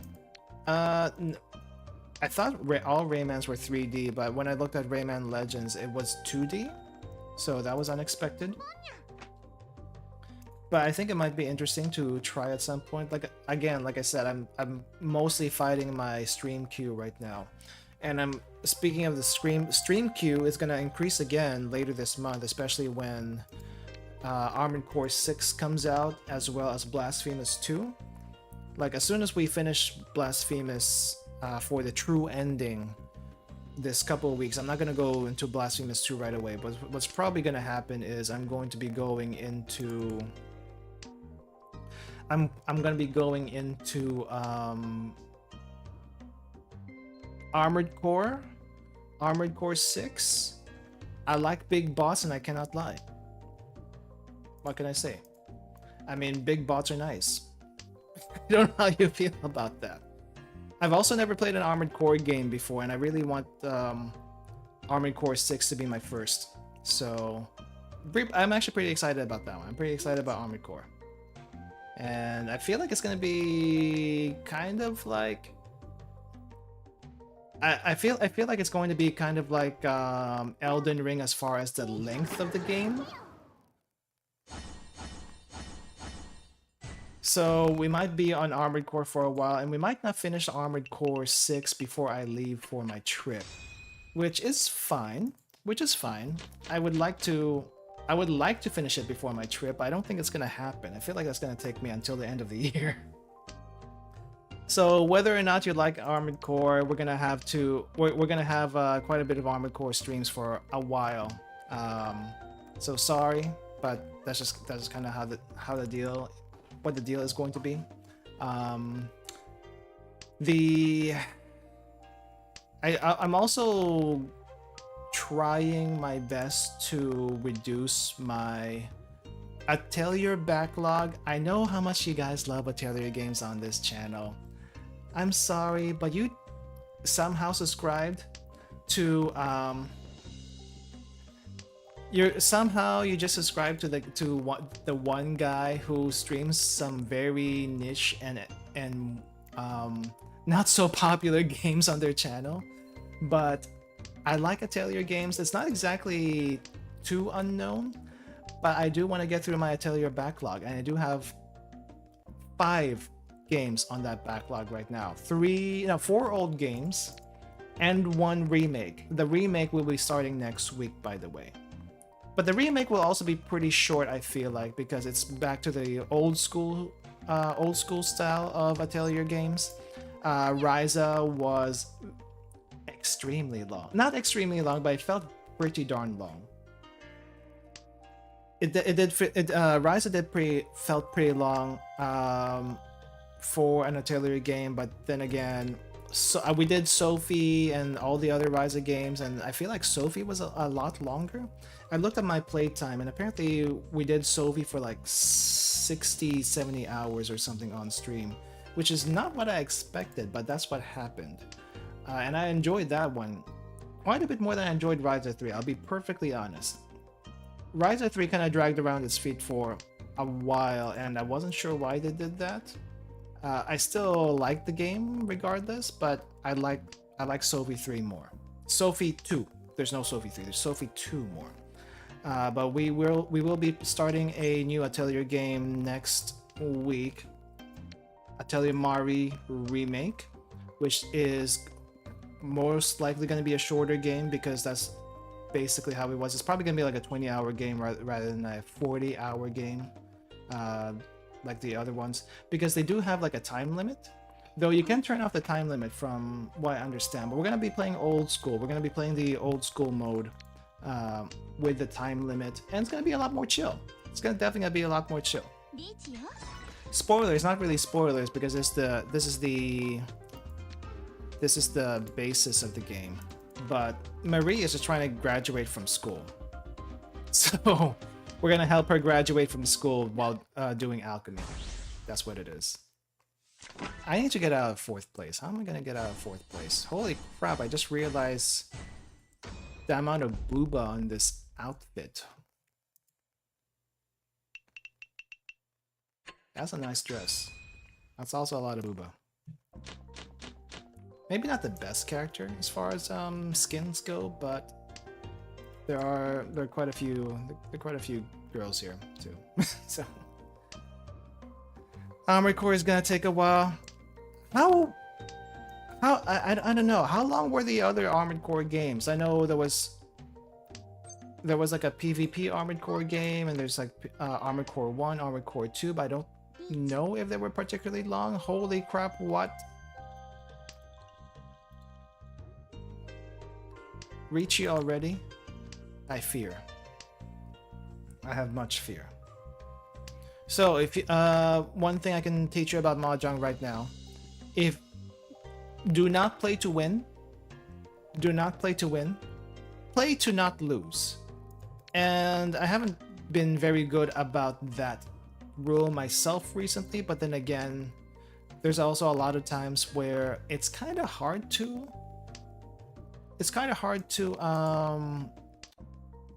know when you don't want to lose and when you can win. But right now, you see this person over here that threw a 3 bamboo to my right for the Ricci? That is that is something that they do not want, so they can't call on any tiles that they discard. That's something to know. And because they can't win on anything they discard, if you don't want to lose or you don't want to play into their hand, discard anything that you have that they already have discarded. That's one way to do it. It will eventually improve your hand. You may not win, but you're at least not going to lose points against them. And then also check the other people's discards to see what they have discarded after the Ricci, and you can discard those also. So those are little tidbits there to help you not lose. Does it help you win? It could lead you to winning, but it doesn't always mean that you will win with it. But it's better than losing 12,000, 8,000, 18,000 points. That is very painful and very difficult to recover from. The one thing I know with Mahjong that I keep on forgetting, but it bears mentioning right now. Winning is difficult. Getting a winning hand is very difficult. Because it's not like you can bluff people into... You can bluff, there is ways to bluff. I'm just not in that mode right now, but there are ways to bluff.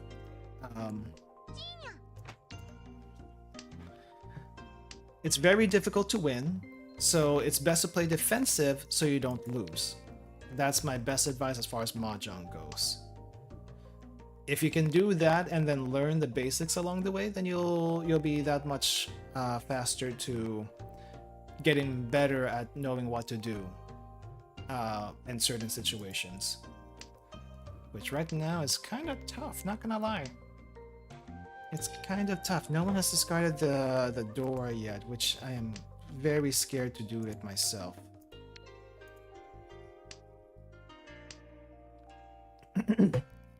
Like, I am maybe 2 tiles away from winning, but I don't think I'll even be able to get into Tenpai, because I'm very scared to try to get into Tenpai right now. Because if I try to get into Tenpai, I'm probably gonna die. Okay, we're in Tenpai. Let's see if we can at least stay in Tenpai until the end of the round. I don't have to win, I just have to stay in Tenpai to at least absorb some points.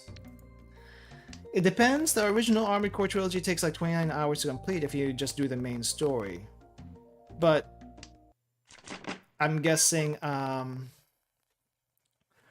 well, I mean, ever since the Souls, I mean, I guess technically you can beat Dark Souls 1, 2, and 3 about 10 hours each, right? Technically you can do that. I think Elden Ring, on the other hand, is a much longer game and probably closer to 40 hours plus if you just do the main story. Am I wrong, or am I wrong or what? I mean, I feel like if I'm gonna do any extra stuff, I'm gonna be doing that mainly off stream. I say that, but I also have like Borderlands. Excuse me. I also have Borderlands that I have finally done the tedious what do you call it?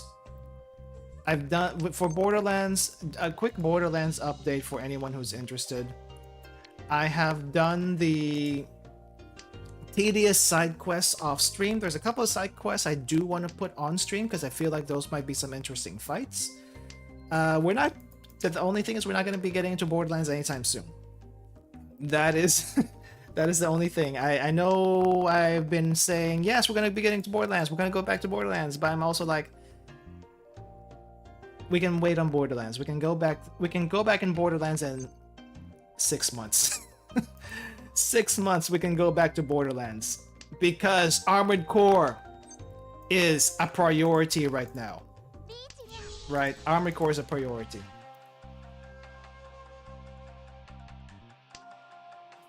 I feel like I've seen people play Elden Ring for months at a time, and they've been like playing it 3 or more days in a week for 3 to 4 hours plus each time. It is long. It is very long. I like to do a variety of stuff on this channel, so I don't know if I want to stream I don't know if I want to stream more than 1 or 2 days of Armored Core at a time.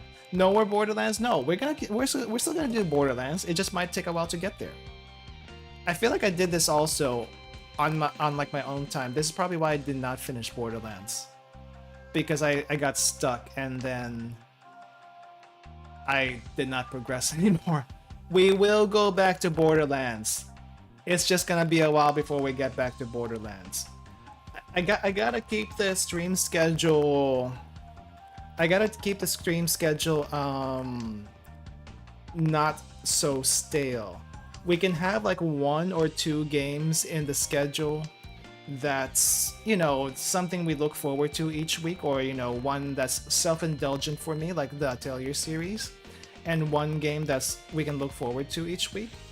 And then we do the talking streams like this, and actual talking streams like once a week. I think we typically do something like that once a week.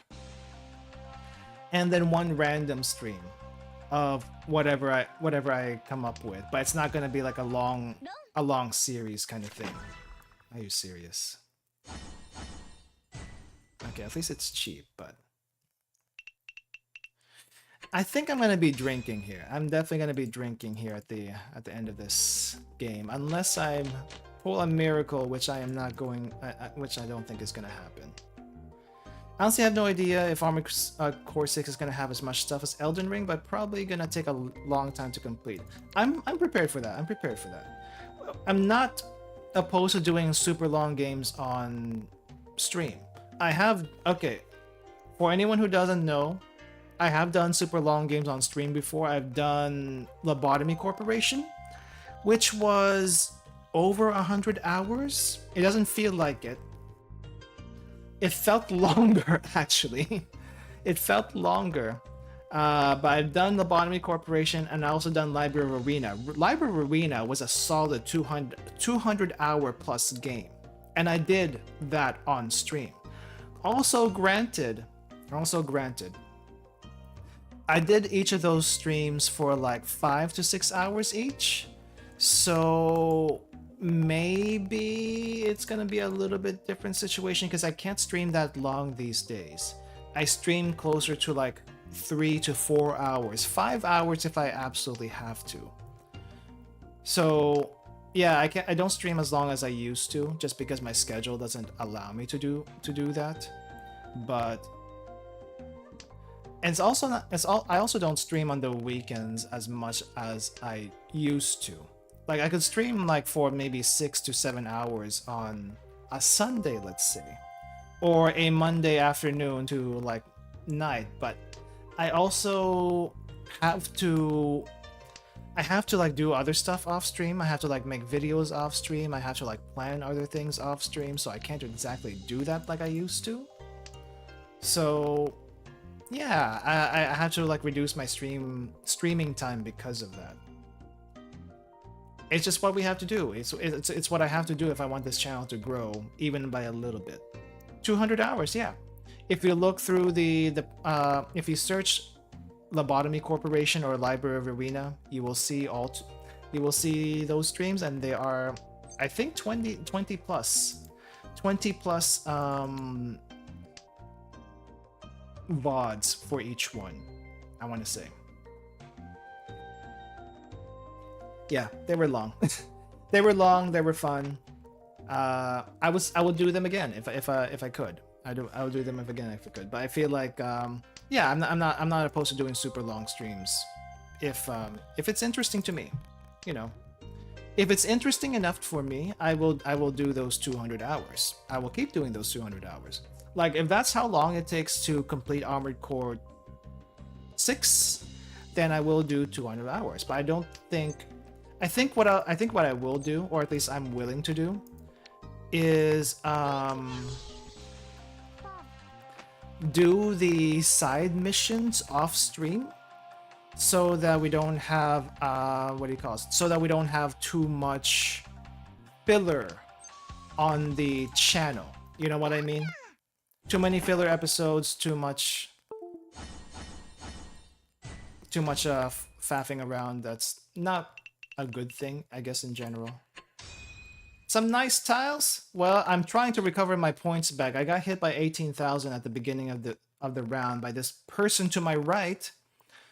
So now I am desperately trying to cling to my east seat in this final round, and at least get out of 4th place. Because if I end at 4th place, that's gonna hit my ranking very, very hard. And I've only been losing this entire stream. I've been getting 3rd place this entire stream, and I don't want to add a 4th place to that. That would be absolutely painful. Hello, Mars, by the way. Hello. But yeah. Let's see what I know I was talking about. At least you're winning. Well, I don't think I can consider my Mahjong games tonight winning. Sadly.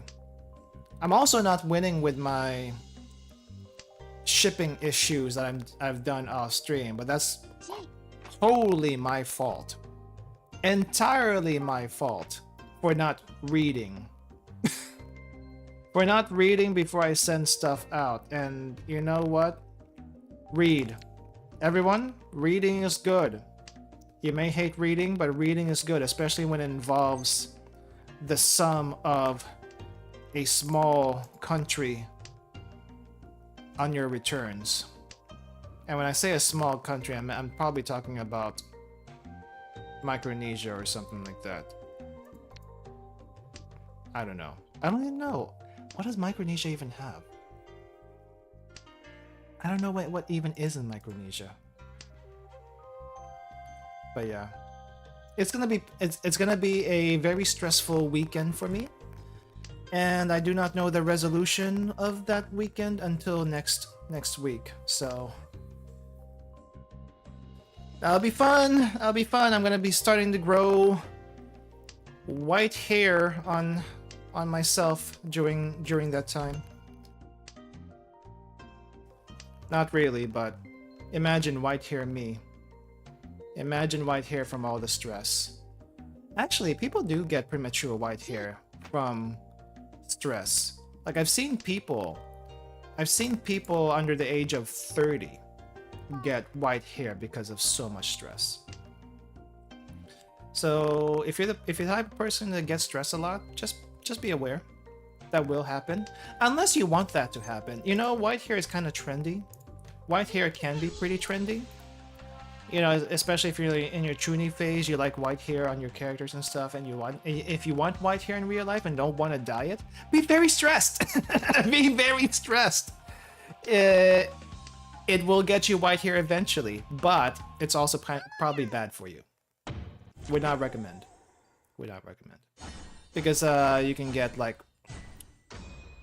cardiac problems from that. Okay, not 4th place, but I do want to get... I want to see if I can get at least 2nd. Let's see if we can get 2nd here.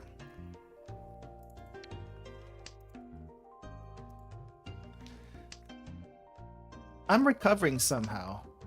And I would like to be on this path of recovery for a little bit longer, please. That might have been a mistake. That's okay. We will recover from mistakes. As many mistakes as we can recover from. But yeah, let's see. We talked about Rayman. We talked about Armored Core. Yeah, I'm just looking forward to Armored Core 6. Very much looking forward to Armored Core 6. So when is that coming out anyway? It's coming out like the last full week or last... It's coming out the last 2 weeks of this month, I think. I know Blasphemous 2 is coming out on the 24th, but I'm probably not going to get that right away. I'm probably going to wait before I get that one. But it is coming, and I just want to get the true ending of Blasphemous first before I actually... what do you call this? Get the second game. Because that would be nice to do. That'd be nice to have. Okay, not 4th. Not 4th at least. So that's good.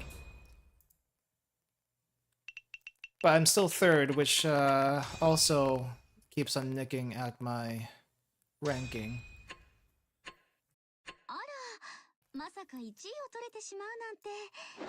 On one hand, I haven't gotten 4th place, but on the other hand, you see this 212 over 800 over here.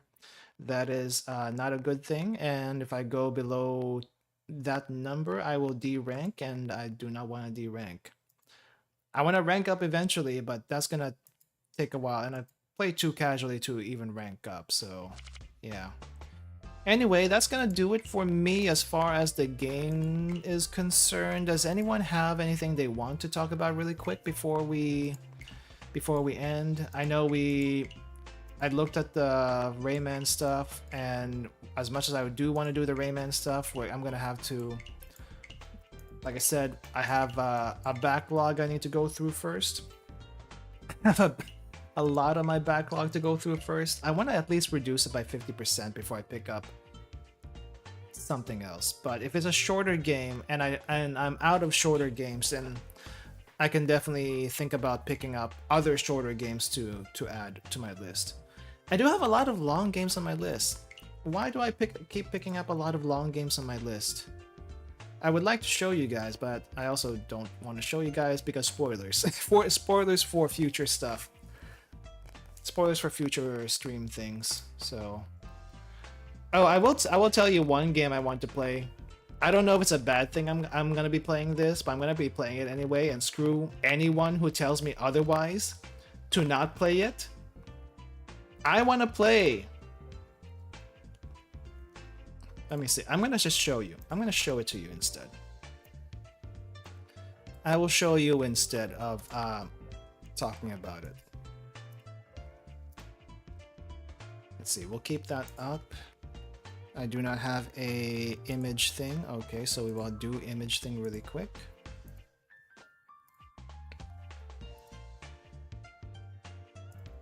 Let me make sure it's not too big on screen. Okay. I want to play this. I want to play this. I don't care what anyone says about this. I know the memes. I know the reputation. Okay? I don't care. It's cute. I want to play it. I want to make this my first Souls game. If Armored Core doesn't count, I want this to be my first Souls game.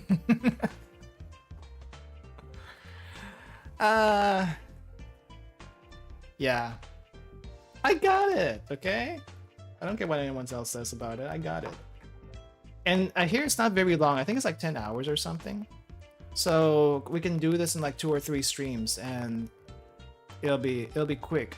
I did try the demo.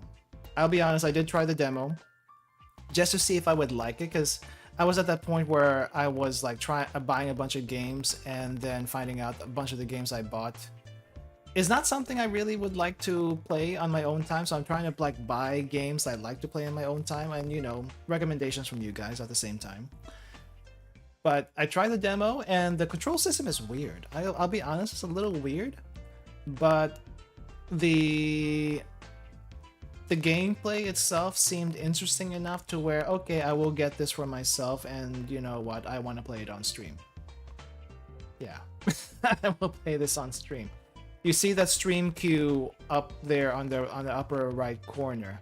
That means I will play this eventually. I don't know when, but I will play this eventually, and I want to play it eventually. So screw the people who says I can't, because I will.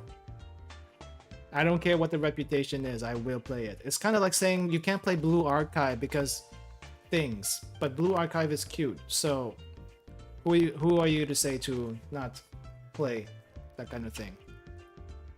I used to play Blue Archive. I quit Blue Archive just because it got a little bit too laggy. Nothing about the game itself. The game is fine for what it is. It just got super laggy. The loading times on Blue Archive are kind of ridiculous. It might just be me, but the loading times were sort of ridiculous.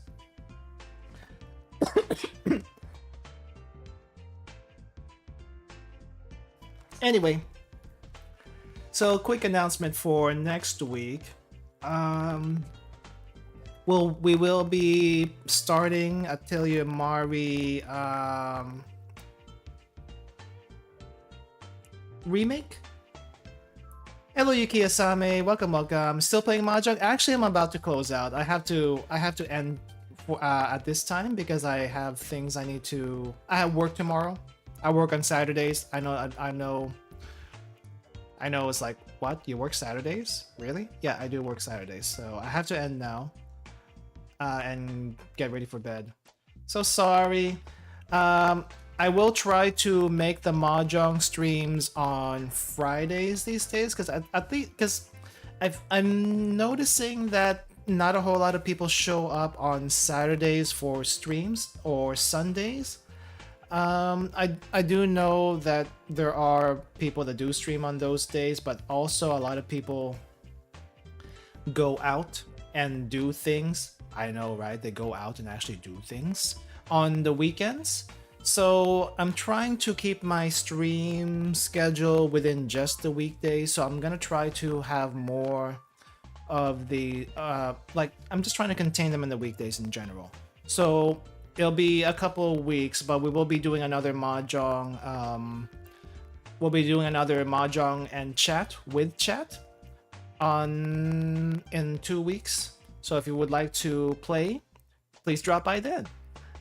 You'll probably see the waiting room for that when it comes up. But yeah, quick announcement for sorry we couldn't get you. We'll get you next time. No one really came in for today anyway, so I was just mainly playing in ranked and surviving, but not actually winning, but surviving somehow. We'll try to get better. But then again, there were a lot of tough people tonight. Honestly, there were like quite a few tough people tonight. It's kind of surprising. Anyway, quick announcement for next week. You'll probably see the waiting rooms in the next few days. We will be starting Atelier Mari Remake, so a new Atelier game. It's going to be a shorter Atelier game, I feel like, because it is the old school gameplay. Yep, it's old school gameplay, so it should be shorter. We'll also be continuing Blasphemous, the true ending route, and depending on some things, we might